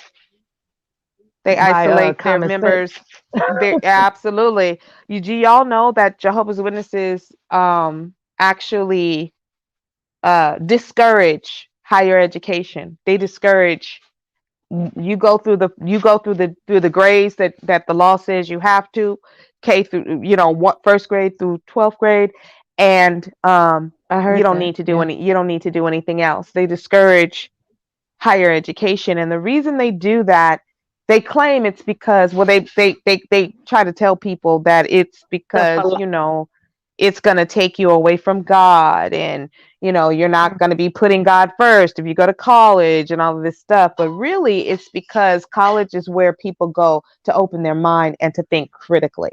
That's where you start learning how to analyze any and all information from any and everybody, right? And think for yourself. And that is a dangerous thing in a cult. Cults do not want you to think for yourself, because then once you start to do that, they lose. That's why they discourage college education. However, so they keep their members poor, yet they're constantly telling their members to donate. Yeah, that's absolutely correct. There is this one example of where they have certain businesses where they hire one another, and that's how they keep income available. But once they venture off, then they destroy their lives, because they haven't obtained an education to where they could have a living wage if they decided not to be a Jehovah's. So they're stuck. Yeah. Even they're if stuck.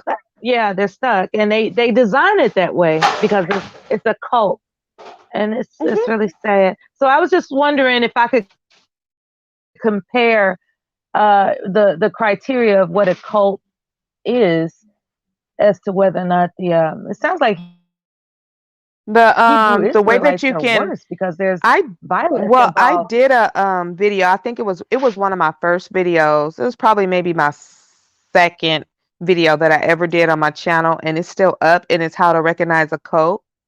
And it's something called the bite model. So when Jehovah's Witnesses are accused of being in a cult, they say no, they're not, because we don't live on a compound. We don't only have one leader who's leading everybody. We don't do all these extra strange things. We're not off in some jungle somewhere. That is not.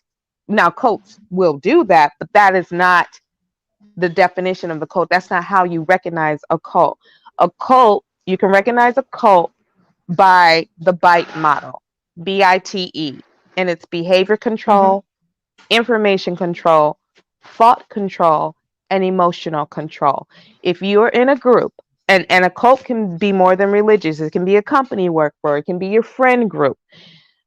If they're trying to control your behavior, they're trying to control information, they're attempting to control thought, and they are attempting to control your emotions, that is the model for a cult.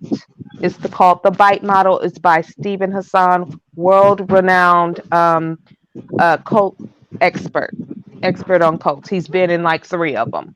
So thank you, Barbara. I um, learned something. Thank you. Yeah, go look at my channel. I break it down. You can look at the it's how to recognize a cult is what it's called. That's what's up. That is what's And up. so what I had to do was when I was able to break free and I was able to critically think about this religion that was forced upon me because I was only a child, and I was able to, think for myself and make certain decisions.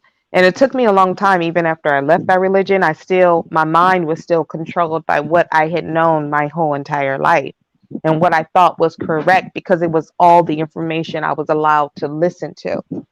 Do they attempt to control behavior? Absolutely. Every day, all day long, in all of their literature and at their meetings. Do they control information? Yes, because you are not allowed to look at or listen to anything that's critical of them. You are not allowed to listen to anybody who has left to hear their story or anything like that. You are supposed to shut your mind off to anything that is outside of what they say. Okay, so that's information control. Thought control. Well, are you thinking bad thoughts? You're supposed to be happy. We're happy people. We're happy people. We're happy people. They drum that in your head. We're the happiest people in the world. We're the happiest people in the world. Are you too depressed? Oh, you're probably not praying enough. Oh, maybe you got some things you need to work on because you're sad. If you think that way, if you have this thought, well, you've already done it in real life. Thought control, emotional control. Well, what we're going to do is if you decide to speak out against us or you decide this just isn't for you, we're going to emotionally blackmail you by keeping your whole entire family and friends away from you. We're going to tell them that they should consider you as dead because you no longer want to be a part of this cult. Now, they don't call it a cult. It's a religion. Oh, excuse me. It's not a religion. It's the truth, quote unquote. The truth. And I know Hebrew Israelites call it the truth too.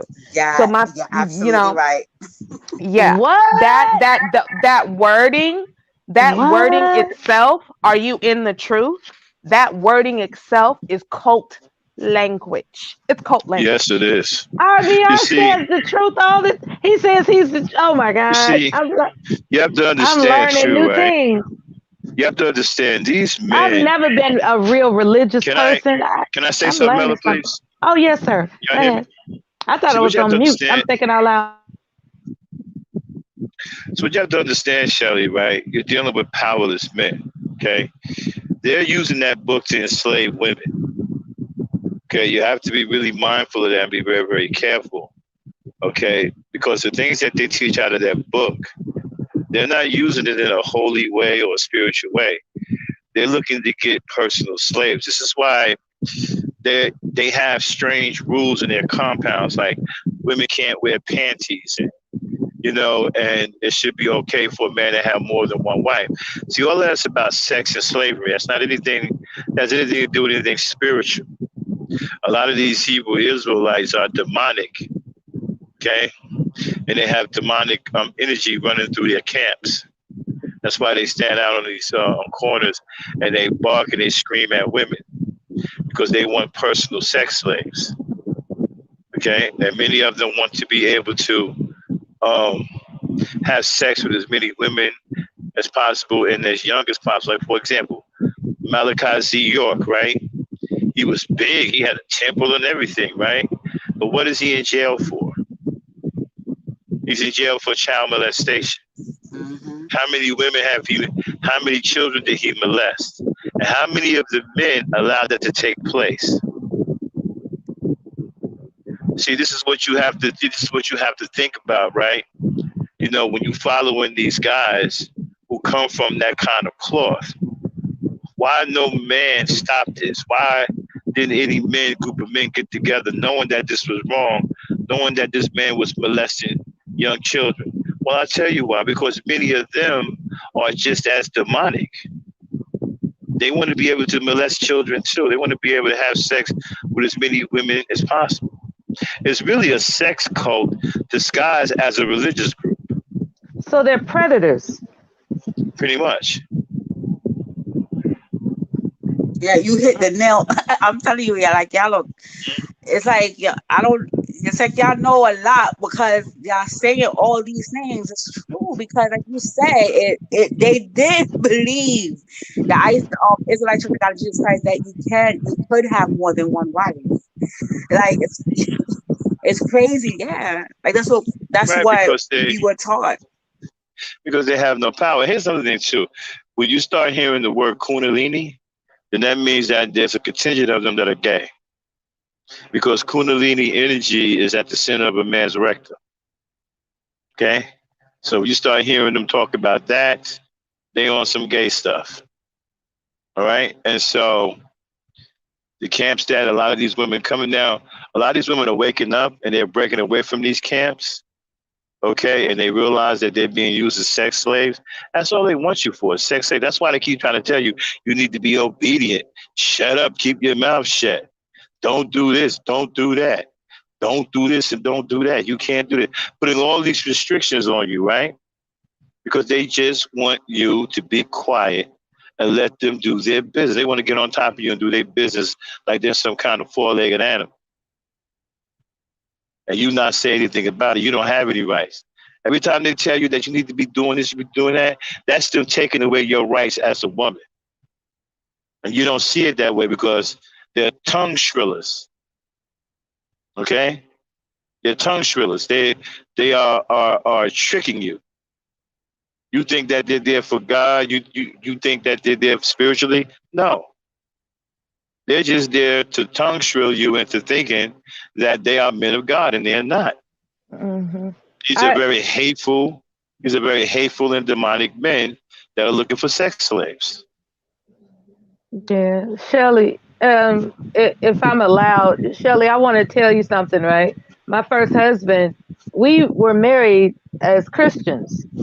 And for whatever reason, as times got a little bit frustrating for him because he became the sole provider, all of a sudden he started becoming aggressive. You know, like just waking up, just waking up, announcing all the problems he has to face every day as a man, and how I could never understand what it's like to be a man. You know, these conversations never occurred when I was active duty, but when I became a dependent wife and he's responsible for everything, and he wanted me to go to a university and pursue a degree, all of a sudden he's faced with the financial obligations and expenses on his own, including what it would take for me to go to a university. All of a sudden he's, you know, his personality was switching, and it got so far as to he decided to switch religions, namely Islam, right? And he was convincing me that how peaceful Islam is and how wonderful Islam is. And, you know, he took Shahada and he expected me to comply. As time went on, I didn't take Shahada. You know, I was like, I don't know about this because you switching up on me. I didn't sign up to, you know, for a husband that just has mood swings. So, but I'm going to walk through this with you and find out where it leads. So I'm sitting here. She fell off. Oh, well, anyway, I'm sure people that may have, they can figure out where I was coming from. When I found out in the Quran, it says if your wife disrespects you, you may beat her lightly. And when I started seeing it writing on the wall that he was getting increasingly, his agitations were unprovoked, and he was just agitated all the time with this financial pressure on him as a man. And then he's introducing me to a religion that would give him permission to beat me if he felt I was disrespecting him. And I was just like, okay, this is a setup. And so I divorced him, you know, because, you know, my father, okay, did not abuse me, and my uncles didn't abuse me. My brother didn't abuse me. My grandfather, nobody abused me. And I'm sorry, I was born to not be abused. So I can spot being set up for something like that. I can spot it. I guess she'll come back anyway. Aaron, it's nice to Well, see let you me say, again. let me say this, right? Okay, these Hebrew Israelites, I'll call them Hebrew Israelites, right? Okay, the purpose of the whole group is to give men who are inept and inadequate access to women that they would never have access to in real life. You understand? It brings women to heal by brainwashing them and allow them to be with men who To are unfit to. Right, to become sex slaves. You had mentioned that, Max. Right. What I But let want to me. ask you, what about I wasn't Islam? going to Because say you was NOI, Max. What about Islam? right, but I wasn't finishing my. Let me finish my thought, right? And so the men, right? It puts women with men who are unfit to be their mates and who are unfit to be fathers. That's why you have many of them within that group now who are still deadbeat dads because the religion hasn't changed them one bit. Because that's not what that group's about. The group has nothing to do with religion, it has nothing to do with spirituality. It's a cult. It's a sex cult. Now, as far as Islam, right? Islam is another offbeat, crazy, wacky group of men who have some kind of staunch belief in something that's unreal. Okay? All you have to do is take and understand this. If the creator tells you that he wants you to treat the woman, he wants you to love the woman like you would love yourself. Let's take that for 1 second. We're going to use real basic common sense here. Love the woman like you would love yourself. Do you beat yourself? If you beat yourself, why would you beat her? Because if you're loving yourself, if you're loving her like you would love yourself, you wouldn't beat yourself, so you wouldn't beat her, right? Precisely. So if you're loving the woman, this is what the creator said. Love the woman like you would love yourself, right? So if you're following what the creator says, right, then why are you trying to bring the woman to heel and put her beneath you and make her follow commands that will give you sexual pleasure and not care about her state of being? Is that what the creator wants you to do? I mean, the creator said, love her like you would love yourself. It's So just when like, you put, yeah, I'm listening. Go okay, ahead. Melly, go ahead. No, No, go ahead, it's because just you're going like to keep into it. It's just like what Verbal had mentioned about how that jerk told me that women dehumanize black men when she announced correctly that it's more like the other way around. Men are dehumanizing women, and that's why they're throwing all these Jedi mind trick religions on everybody to make them slaves. And that's a dehumanizing agenda. Right. Got you. So can I finish my, respectfully finish my thought? Yes, thank you. Thank you. Appreciate it. Now, again, let's go with the love the woman like you would love yourself, right? So if you're doing that, you wouldn't call her evil, right? Because the creator, the most high, wouldn't give you something that's evil because he said above all, he wants you to prosper and be in good health. So why would he give you something that is purely evil? Especially if he hates sin. Don't evil people commit sin? So why would he give you someone that's purely evil that's going to do nothing but sin?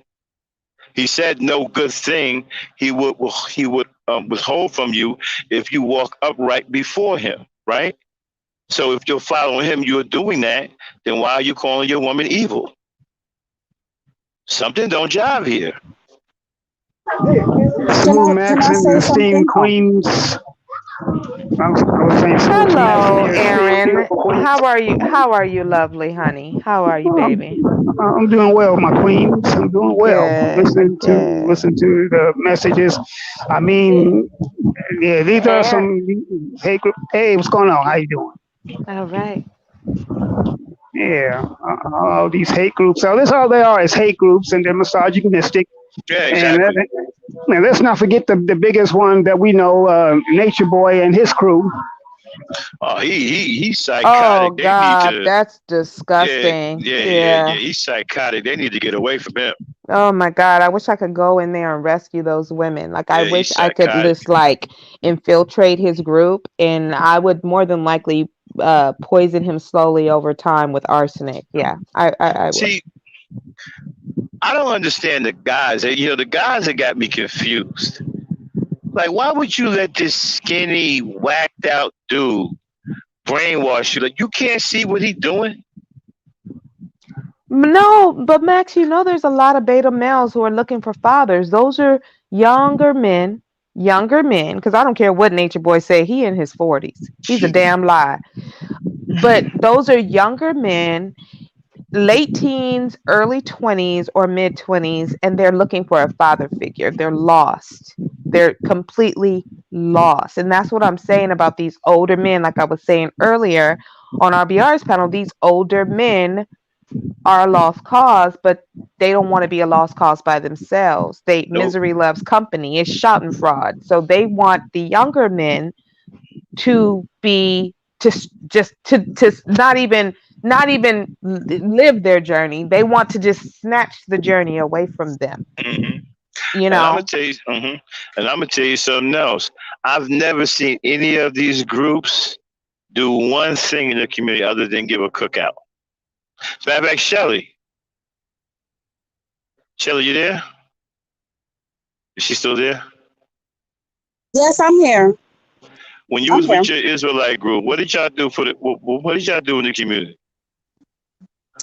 Um, Nothing, but they would go and preach. The leader, you could look him up. I don't know if I'm gonna do it right now, but the leader, Tazadakia, he was actually stealing the money because you had to pay 20% in tithes. Like I was brainwashed. I'm telling you, like we used to pay. It wasn't 10%. We had to pay. Yeah, we got We an had to echo or pay. something. Oh, I'm sorry. You can still hear me good? Yeah, I can hear you now. Yeah. Okay, yeah. So we had to pay 20% of tithes, and he was stealing all the money, and he was buying luxurious houses, and he was blackity black and black power, but he moved to the white neighborhood and stuff like that, and when we used to go into the classes. The bathroom was messed up. The paint, it was the peeling and everything, and he was stealing all the money to buy Escalades and stuff like that. And the FBI went and got him. Yes, you can look it up. Talk about it. Yeah, see, that's what I'm talking. This is what I'm talking about, man. They don't do anything in the community at all. They don't do Nope. anything. Building for us to live in. They didn't acquire Shelly, land.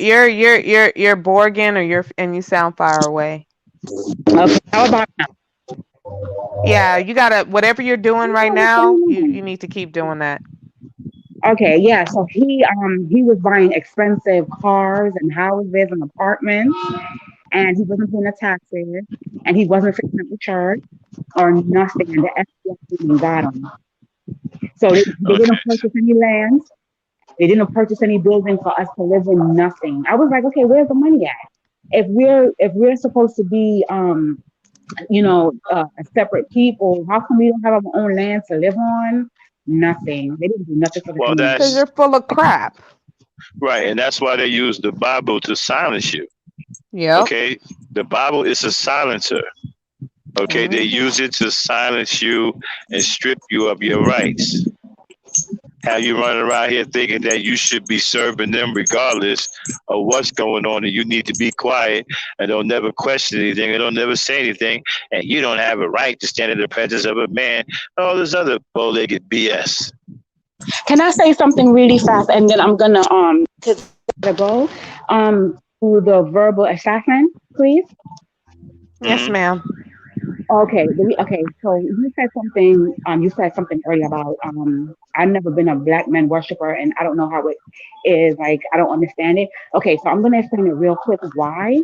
It's because we were constantly told you have to go to dance. It was constantly drilled in us that the white man is evil, and they're trying to get the black man, and the reason why they're trying to get the black man is because the black man is superior in mental health, and physical strength, and he set traps to get rid of the black man because he's so powerful, right? This is Mhm. this is what we were told. So we were drilled in our mind that we have to protect the black man because the white man is out to get him. So this is why when you ask that question, you're like, well, I don't understand it. But coming from my point of view, this Mhm. is Go what ahead. we're told constantly. Every Mhm. You went out. I can't hear you. Can anybody else hear her? Oh, she dropped off. Right, she You dropped dropped off. off. You dropped off, Shelly. But no, no, no. I didn't. If I said I didn't understand it, I didn't mean I don't understand it. It's I don't mean that I actually literally don't understand it. I absolutely do understand it. And I say I was never a black male worshiper because I didn't get those messages, basically because of the way I grew up in a very diverse area, in a religion, a cult that was very diverse, and race was never a factor in anything that was talked about, right? It was this race is blind utopia. So race was never a forefront of my mind or anything. That's why I never had any qualms about dating outside my race or anything like that, because I was brought up around all different types of people, and we were all equal. So but it that doesn't mean I don't logically, mentally understand it. I absolutely do. And I also said, and I didn't really get to complete that thought, that I do um I was affected by it still. I was still affected by it because nothing has opened my eyes more to what black male worship looks like, and to have a collective of black men are, than being here, than being on YouTube and in social media. And let's face it, people can say it's not real, but this is where people spend a big majority of their life. This is where people are socializing and talking and sharing ideas. And this is where people feel most free to say exactly what they really think. So, I too see, living in this, being brought up in this society as a black girl, regardless of if you were directly getting these messages, society is giving you these messages. The music you're listening to, the TV shows you're watching, it's giving you these messages. And that does translate into how you think. When I had this feeling of protection for black men, um, it wasn't because I thought they were so great and wonderful. It wasn't that. It was because I felt sorry for them. I felt they were pitiful. That's the truth. And that is what mammies are doing. They can't see it that way until they come out of it. But mammies and protectors, women protectors of black men who are willing to stand on the front lines for them, they're literally telling the world that they think black men are weak and pitiful and can't do it for themselves. They're protecting them like they're little boys who just can't fight for themselves. So I'll do it. I'll take it on. They're treating them like their sons. It's not true. It's not respect. It's not respect. It's pity. And black men should be offended by that. You should be offended by a mammy. A mammy does not respect you. She pities you, and she thinks you need her protection or you will completely fail. She believes you're weak. That's what that's about. And I decided to start respecting black men by telling them, "You are a boy, Damon. You're a boy." Like you're grown ass men. I don't have any business stepping in front of you. I don't have any business defending you. You're stronger than me, you're bigger than me, and you have more of an opportunity to make more money than me, to be more financially secure than I do. There is male privilege, period. Regardless of race, there is male privilege. Use it. I'm not, like I have to step into my lane and fall back into my lane as a woman, and I like this lane. I don't want to be in no man's lane. I would not want to wake up tomorrow as a man. So I think men need to do what men need to do, and women need to do what women need to do. That's where I'm at with it. I'm not into disrespecting black men. They find what I say. I'm not gonna coddle you, and I'm gonna say this is what you need to be doing as a man to be a man. They find that offensive. That's not offensive. That's actually me showing you respect. Well stated. I want to say this also too, piggybacking off what Verbal just said, and that was very well put, Verbal. That any dude that would even say something like that, to me, he should feel moist. I mean, that's some real moist behavior. Somehow, I don't want you in the presence of men. As a man, I would like to be in the presence of some female energy. I mean, it's something that naturally goes together, male and female. I mean, so when I hear these dudes say something, they bros before hoes or whatever. Well, first of all, that's what you get. When you get a hoe, you're not getting a lady. You're getting a hoe. But when they say stuff like that or stuff like that, it ain't no fun. That's the homies can get some. First of all, when I'm with my woman, I mean, as much as I love my dudes, my dogs, and all that, this is my woman. I love her more than I love you. And you can't get nothing. First of all, that this is mine, and I ain't sharing. So get your own. And all this moist energy, the Kundalini energy, that's exactly what it is.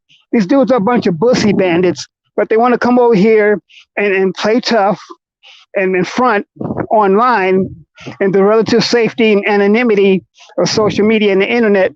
Because I promise you, they would not do this in real life. Walking on these 3D streets that we walk on every day, they wouldn't do it in real life.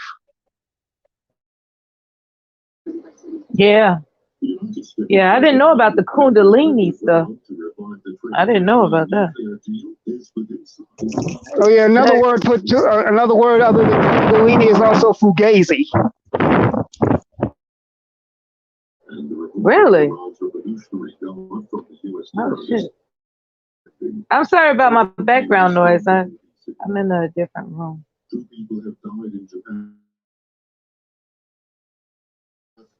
Yeah, so hopefully everybody will return to the panel because I can't really talk with all this background noise right now.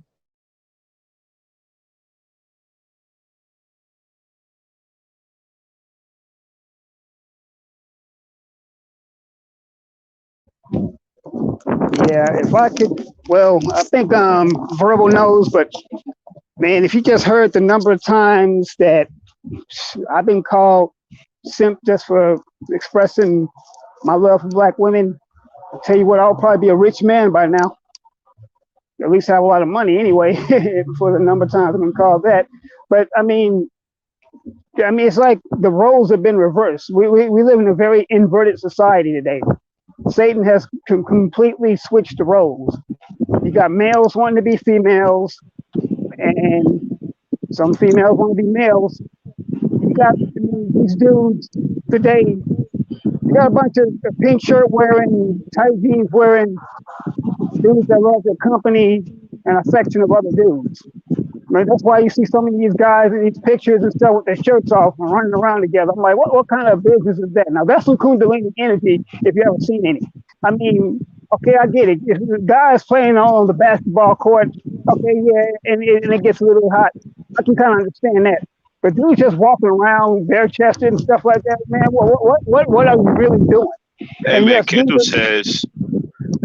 says, y'all don't know what y'all talking about. Is that true?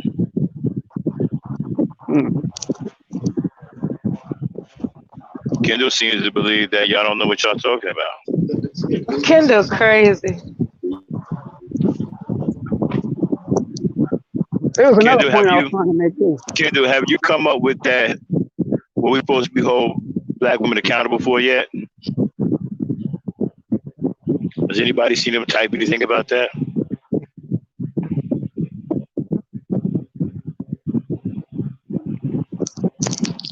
honestly can't see the chat from where I'm at. Uh-huh. And so, we have to be careful because a lot of these dudes, man, they just after black women for sex. They just want to control the black woman. These guys don't have any real power to do anything. So they done, did the most heinous thing. They've turned against their own kind. They've turned on the black woman. Instead of going out there and getting your manhood back, you done turned on your own woman.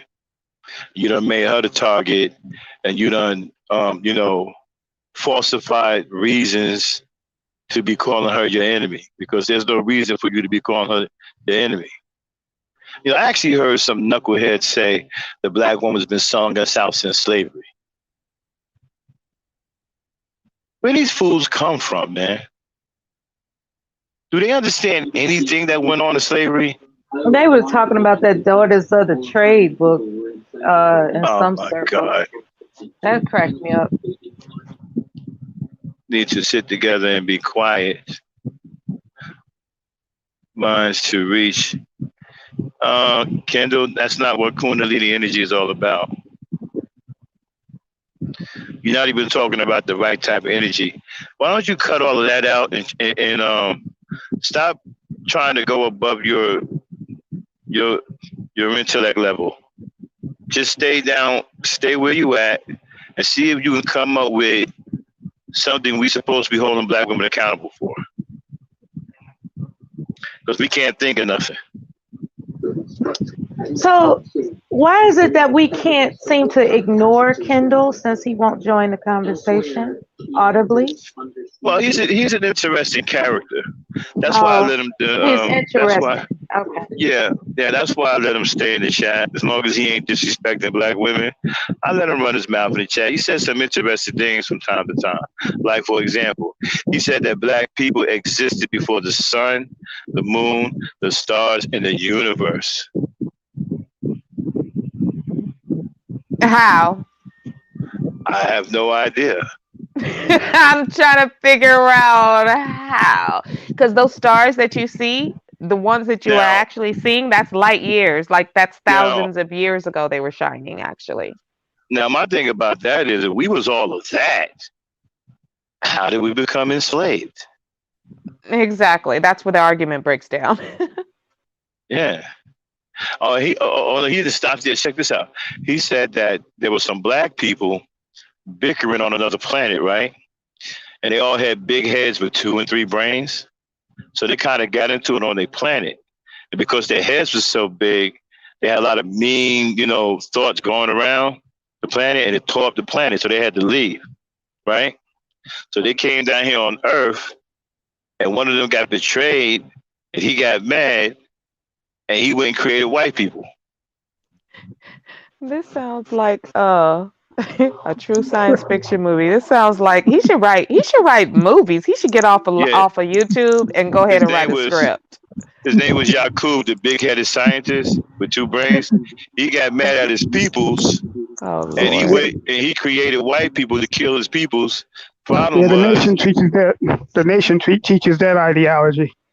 Yeah, see, the problem I got with that, they say he's at the center of the earth. Somebody need to go down there, okay, and grab him by his big ass head and bring him back up here and tell him to get these white folks. Okay. He hiding from them white boys. Like, he said, "Oh no, you need to come get these white folks, bro. We ain't got nothing to do with you and your people. Just because y'all look black, we ain't got nothing to do with that. We don't have 2 brains, bro. That's between you and your people. Why y'all dragging us into this shit?" Yeah, it's crazy. As big as his head is, I'm surprised he doesn't get stuck.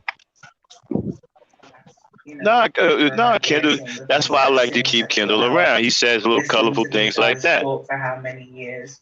And the fact that some of these guys will purposely try to What is that? Pregnant, like we spoke about, reproductive abuse. Whose background is that? So yeah, so he says little colorful things like that. That's why I like keeping him around. Every now and then he'll say something quite entertaining, and we'll go back and forth about it.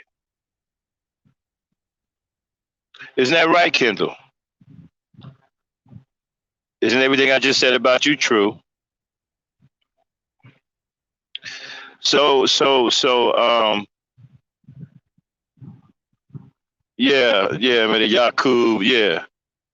He was some angry, big-headed black man from outer space, mad at his people, came down here and fucked us all up.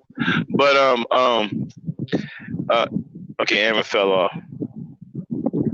So, ladies, what did y'all think about the topic tonight? Did I come too hard for him?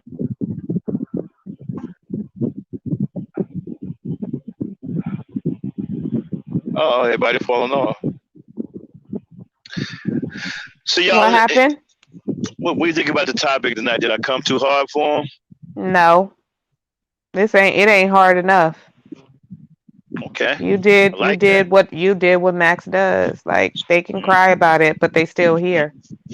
So I All think the right. ones like even with Kendall, he stays. You know what I mean? And he says what he says in the chat, but he stays. And the reason he stays is because subconsciously or barely subconsciously, even maybe somewhere on a conscious level, he knows what you're saying is true. He recognizes that what you're saying is true, but the truth does hurt and hit dogs holler. And it's very, very hard for everybody to self reflect. That takes a level of growth and confidence and self love to be able to self reflect and say, you know what, I'm not perfect. You know what, I do have things that I need to work on. And you know what, these people do have a point, Mm-hmm. about like the collective of black men. And we can talk about individual black women, but when you're talking about the collective of black women, as far as like taking care of our children and getting our degrees and being financially stable, the collective of black women are doing that. So I mean, it's just, but there are definitely things that we need to work on, and that's why I liked Shelley's point of what we need to be accountable for. One of the things we need to be accountable for is to stop coddling these men, because we're enabling the behavior at this point. We're enabling it. And Right. whenever you have an enabler, then what do you expect the person to, I literally don't expect black men to stop to change their behavior when you have black women who are continuing to turn a blind eye to it and condone it and make excuses for it. Why should they change? If it works, Uh-huh. if it's working for them, why should they change? So yeah, we need to be accountable for enabling and coddling this behavior. That's just that's a problem. And they don't understand that the protection of our women and children, that falls on us. That's our job. That's what Absolutely. we do. All Yeah. this nonsense about, well, I don't care who she's swirling with. That ain't got nothing to do with nothing. This is I what we mean, do. did Kendall care about George Floyd swirling with that white lady? He was with her the day that he died. He was with her. And black women did not march for him, or didn't, like, everybody was upset about that. They didn't give a Man, damn who he was sleeping with. man, that triggers something in black women. Even my wife, something was on her. I mean, that did something to black women. When he It cried did out for something to his me. mother, yeah, when he cried out for his mother, that did something to black women, man. That triggered a lot of black women, man, when he cried out for his mother. For me, it was the whole, I didn't even realize he cried out for his mother Yeah, he cried out until, for his mother.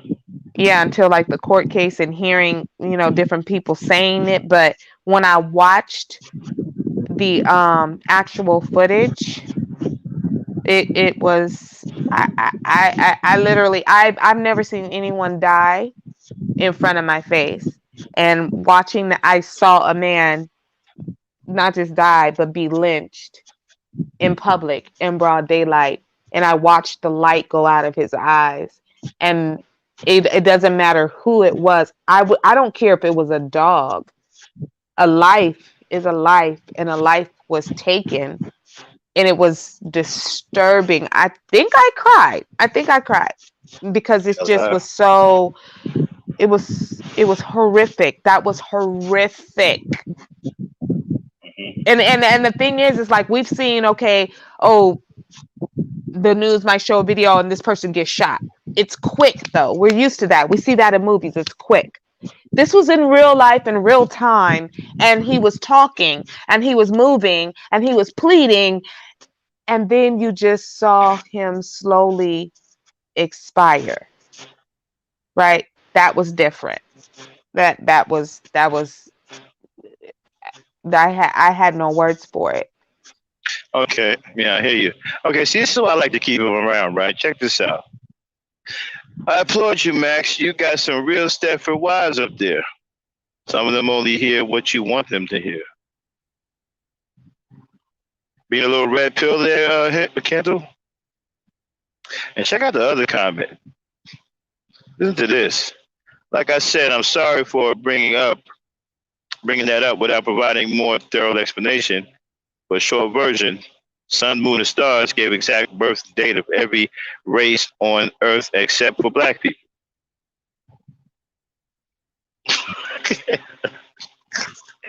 What is he talking about? That's not. What does he mean? Hey, Kendall, how much does the Earth weigh? You tried to tell me how much the Earth weighed last time. That's why I like keeping him around. He says a little wacky stuff like that. That's why. As long as he's not disrespecting the women, yeah. And he likes being over here. He likes talking to the women. Yeah, he wants to be around women. Mm-hmm. He's usually not disrespectful, but he'll say something stupid, and I'll kick him out for a little bit and then let him back in. You know? And Kidzo clearly doesn't know our history, because I sure don't. Listen, me and Max we met bumping heads. The first conversation I had with Max, we bumped heads. So to sit here and talk about like Stepford, why, like, what the hell is he? Oh, I'm not worshiping you. Is that what it is? I'm not praising you and talking about how great you are because you have a certain amount of melanin in your skin. Sure. Oh, okay. Well, sorry, not sorry. Go cry about it. I don't care. Kendall Verbal came up there and took on me and Charles Faulkner. I sure did. And I could not stand Charles Faulkner. Know, oh right? my God. Oh, he was the worst.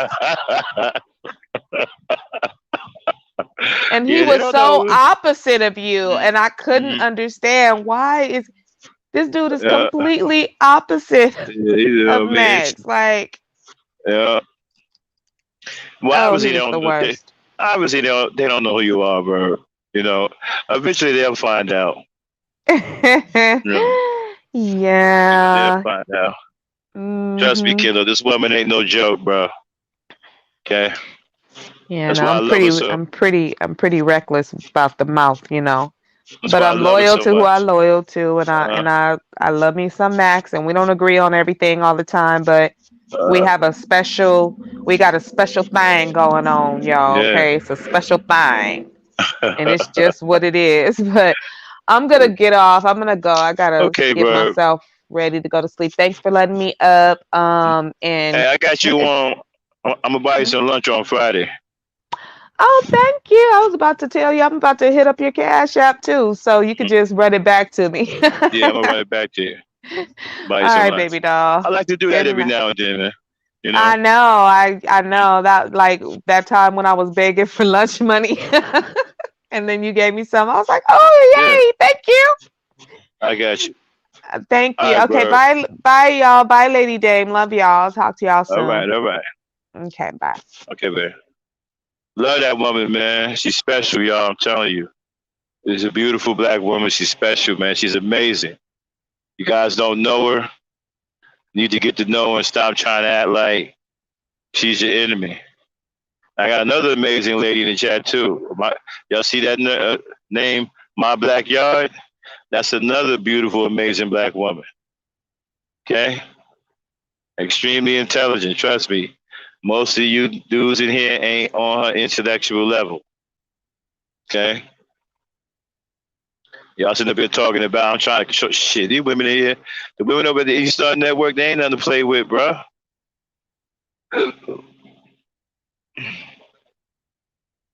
Well, I'm kind of disappointed, y'all. I did the show y'all wanted me to do. And I ain't done. I'm going to try to do a part 2 and see if we can find Kendall. if you got some articles or some videos of white men killing black women and all that, run them to us. Because me and Dan, we looked high and low and couldn't find nothing. Okay? So I was kind of disappointed. I mean, y'all let a white boy show y'all up. All you Negroes with big bad mouths in here, afraid to come up on the panel, let a white boy come up here and face me and Kendall, and you disgrace. You know what I'm saying? You hid behind the white boy, and he didn't do nothing because you see, I'm not afraid of white folks. Like I told him, I will whoop his white ass. Okay? I'm not RBR. Okay? And dude keep acting like he the only one that got a burner. I got a burner too. And I'm military trained. Actually, I got a couple of burners. And I'm just shocked, man. You guys are sad, man. And Kendall, your little corny, scary ass gonna hide behind him, a white man, trying to take down a black man. You're a disgrace, man. You should have stood with me. You stood with a white man. You're a disgrace. And everybody saw you do it. And you can't say I'm lying because we could screenshot the chat. And what your reaction was when JB came on the panel, you was rooting him on. You was rooting on a white man to take down a black man because of your hatred. Y'all talking about I hate black men. You hate black men and women. You're disgraceful ass.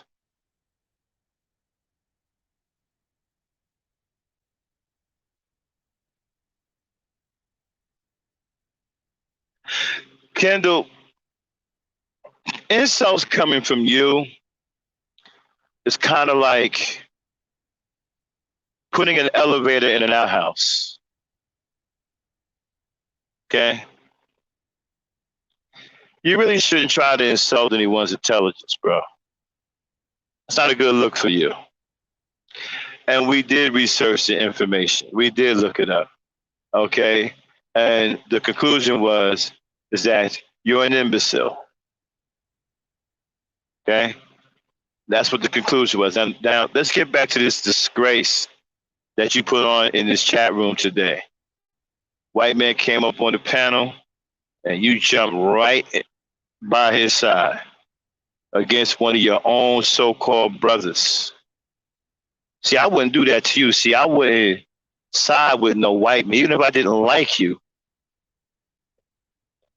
I don't dislike you. I think you're funny. But I wouldn't side with no white man against you. I would never do that.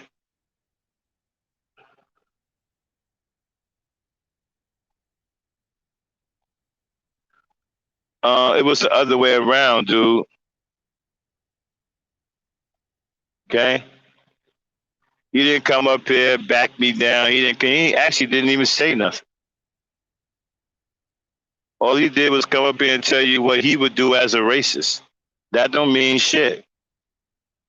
Because collectively, he's wrong. He may be right as far as him not wanting to do anything and calling black people mud sharks and all that. He's a racist, though. So he may be right speaking for himself. But as a collective, he's wrong. And why would you believe him anyway? Why? Because you don't like me? You would believe him?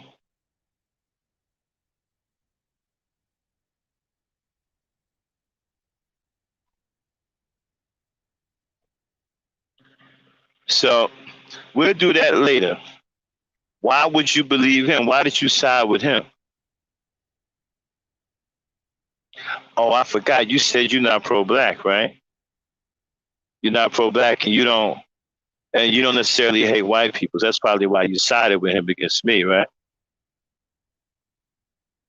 See, that's how weak you are. You see, that's why as black men, you guys are going to never do anything because your priorities are wrong. You're weak.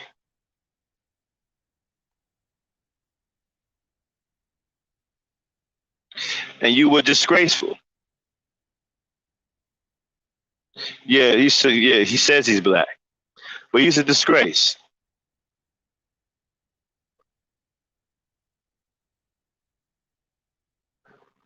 And everybody got a chance to see it, Kendall.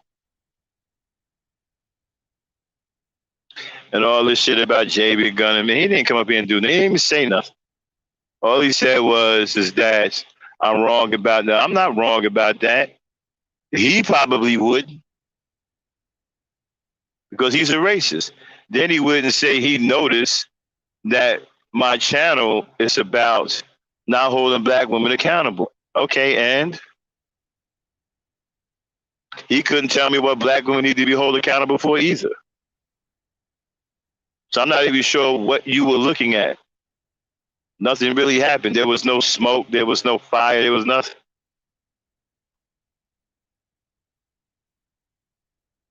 He didn't hurt my feelings.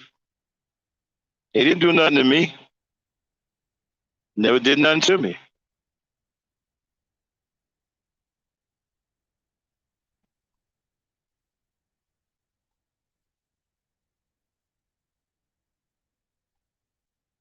No, no, no, no, no, no, no, no, no, no. You love devils. That's why you sided with JB Gunner. Don't tell that lie. You love devils. You sided with him. He didn't do shit to me. I'm not afraid of him. Like I said, I told him I will whoop his white ass. See, I didn't respond the way you cowards respond. See, even when he tried to get with RBI, I told him, if he got a burner, I told him if I had my burner on me and I saw him accosting a black woman, I would shoot him. See, you would be too scared to talk to him like that because you're afraid of him. I told him I would shoot him.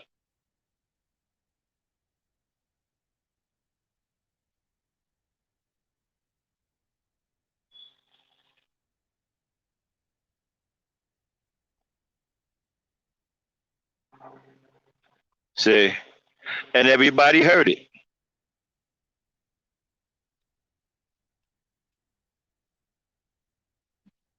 See, guys like you and RBR, you're scared of him, so you wouldn't talk to him like that. You wouldn't let him know that he just couldn't. See, I let him know straight, okay? You don't scare me with your gun. I got a gun too. I will bust a cap in your white ass quickly.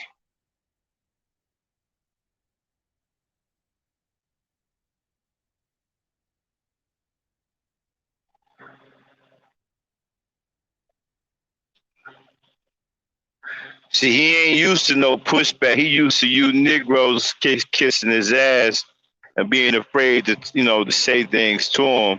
He used to y'all not being missed. He came up against a man today that's gonna speak. Because I'm not afraid of him. I told him he would get his white ass whooped, and he will also get his white ass shot. You afraid to talk to him like that, right, Kendall?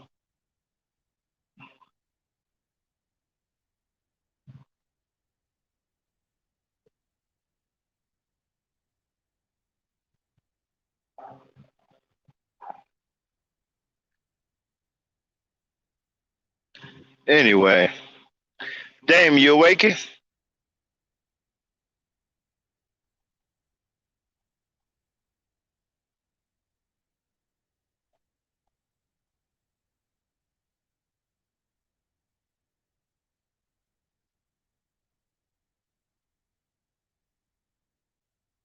Yeah, Kendall's supposed to be black.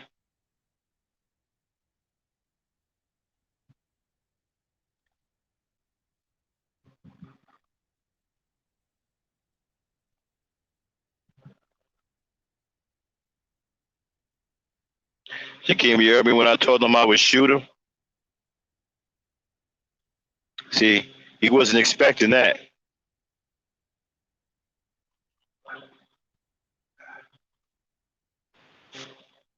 That's because he's used to, see, because these guys, They bow down to him. They scared to say stuff to him. You know, they're afraid to be a man. You understand what I'm saying? They won't say these kinds of things. See? Dude, he didn't say nothing intellectually. He didn't say nothing intellectual. What did he say that was intellectual? What he came up here and he said was, I'm wrong about white men will protect white women under any circumstance. I'm not wrong about that because collectively they will. He may not because he's a racist. So what's intellectual about that? Then he went and he said, he beat up his black wife and his family didn't do nothing. Okay, they're cowards. Then he said, he's been watching my channel and he noticed that I don't hold black women accountable. So where was the intellectualism?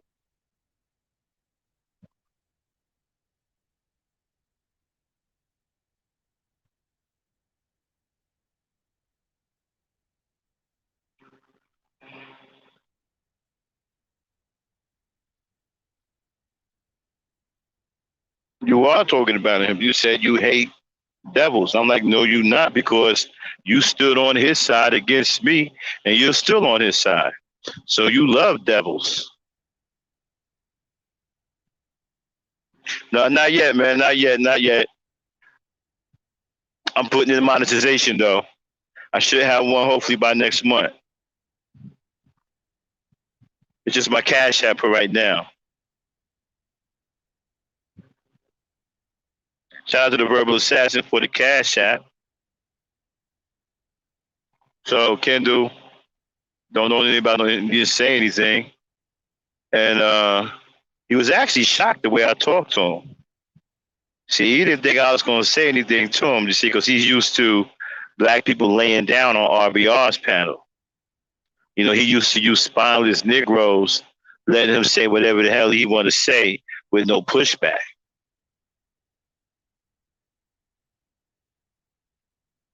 I don't care what he's thinking about.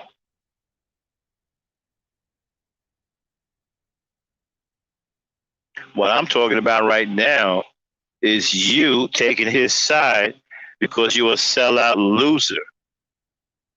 You said you hate the devil, but you sided with one against a black man. And everybody saw you do it. Matter of fact, I'm going to probably do a show about that maybe tomorrow. And we're going to highlight your comments in the chat when me and Gunner was up on the platform. And how you know, were shaking your little behind, cheering for him to take down the big bad. You wanted him to take down the big bad black knight, didn't you? You wanted him to try to achieve something you can't achieve, he didn't achieve.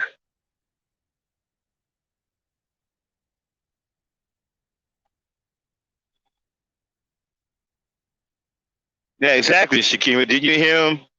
You know, pussyfooting for JB. You're a disgrace, Kendall. They all saw you in here shaking your rump for that white boy against a black man. A black man that's over here protecting black women and children. So I guess you're just as evil as he is. And I'm glad people saw it. See, that's why I won't block you, man. That's why I won't block you. I want people to see what kind of person you are. So you're really one of the worst type of black people we have in our society. And I'm going to keep you in here long enough until people see exactly what type of black person you are. You're one of the worst kind we got.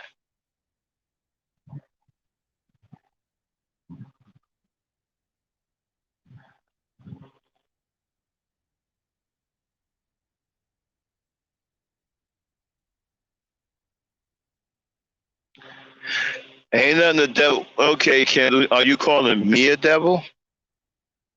Prove that.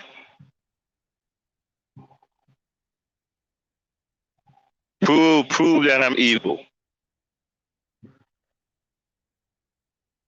I know JB Gunn is a devil, and I know you're a devil for supporting him. The Honorable Elijah Muhammad also teaches you that you shouldn't support a white devil over a black man.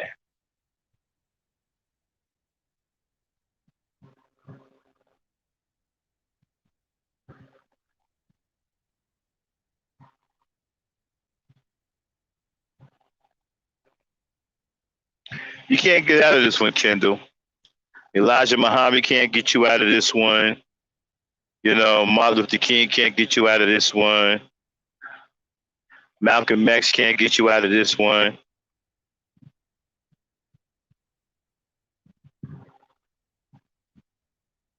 So no matter how many people you quote, it's not going to take away the fact that you showed your ass in here and sided with a white devil against a black man. And everybody saw you do it. So now they know what your pedigree is. I'm glad you did it.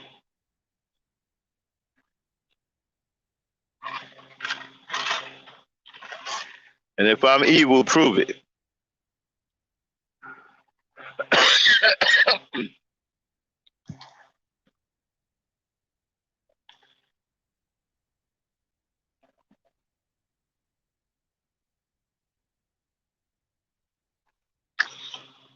Exactly, Zakima. Wasn't nothing to get mad at. What was there to get mad at, Kendall? You didn't say nothing.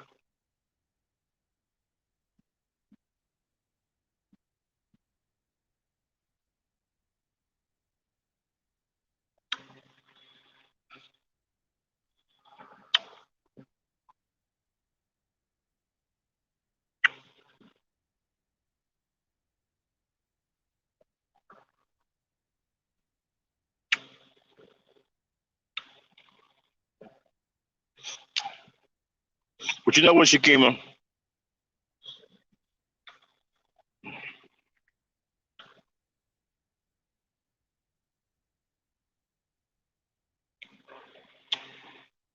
You know, people like Kendall, when they don't like somebody, they'll try to find everything that they can to use against that person, even if they have to make something up. Like he's trying to say that I'm evil. Prove it, Kendall. Prove that I'm a devil.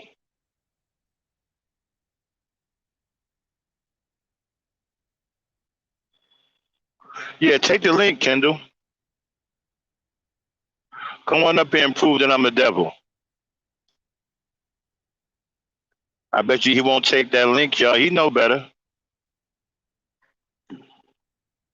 Kendall is afraid of me. He knows that.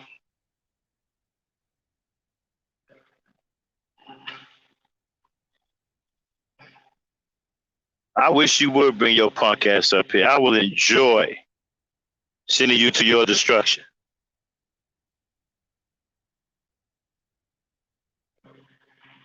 Bring your punk ass up here. I'm gonna hang around a little while longer just for you. Bring your punk ass. Matter of fact, you can call in. You ain't gotta come up here. Call in.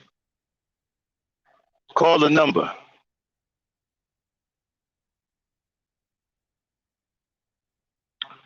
Okay, prove that I'm a devil.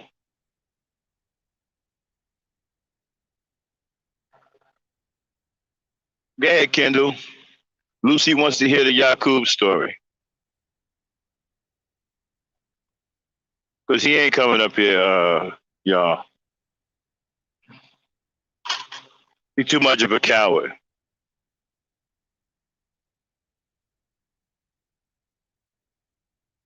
Exactly. Elijah Muhammad was a pervert himself. Sleeping with underage women. That's the man that you're following. That's the man that you still honor. No wonder you sided with that white devil.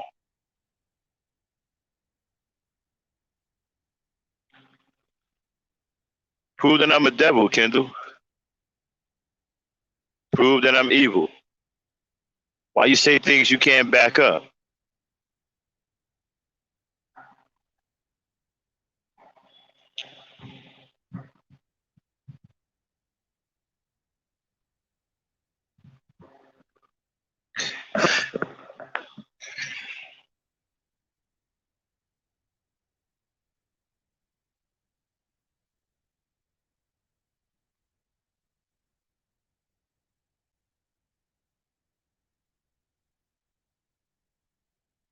You can prove with my own content. Okay, good luck with that. So that means you really ain't got nothing. Just trolling. You're just a troll, bro. But you're a troll I like to keep around. Because every now and then you say something that's entertaining.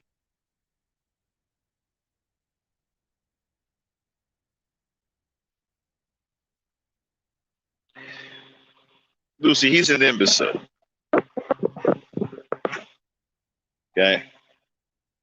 He's an imbecile. He doesn't know what he's talking about. Go ahead, Kendall. I got a little bit more time. Tell Lucy the Yakub story. Shouldn't take long.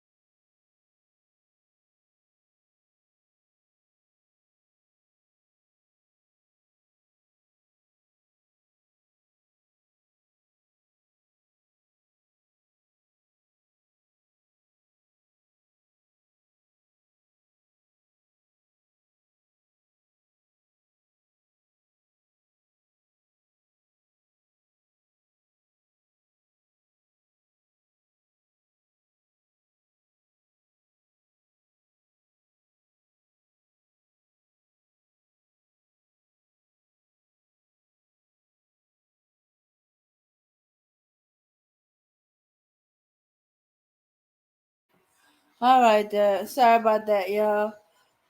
All right. Okay. All right. I'm sorry that nobody came up to challenge back night. They're not able to, are afraid to, don't want to.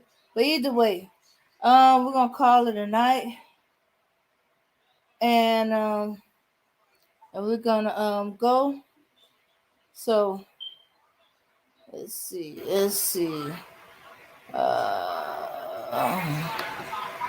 Let me let's get started. See. Let's get musical set up. Yeah.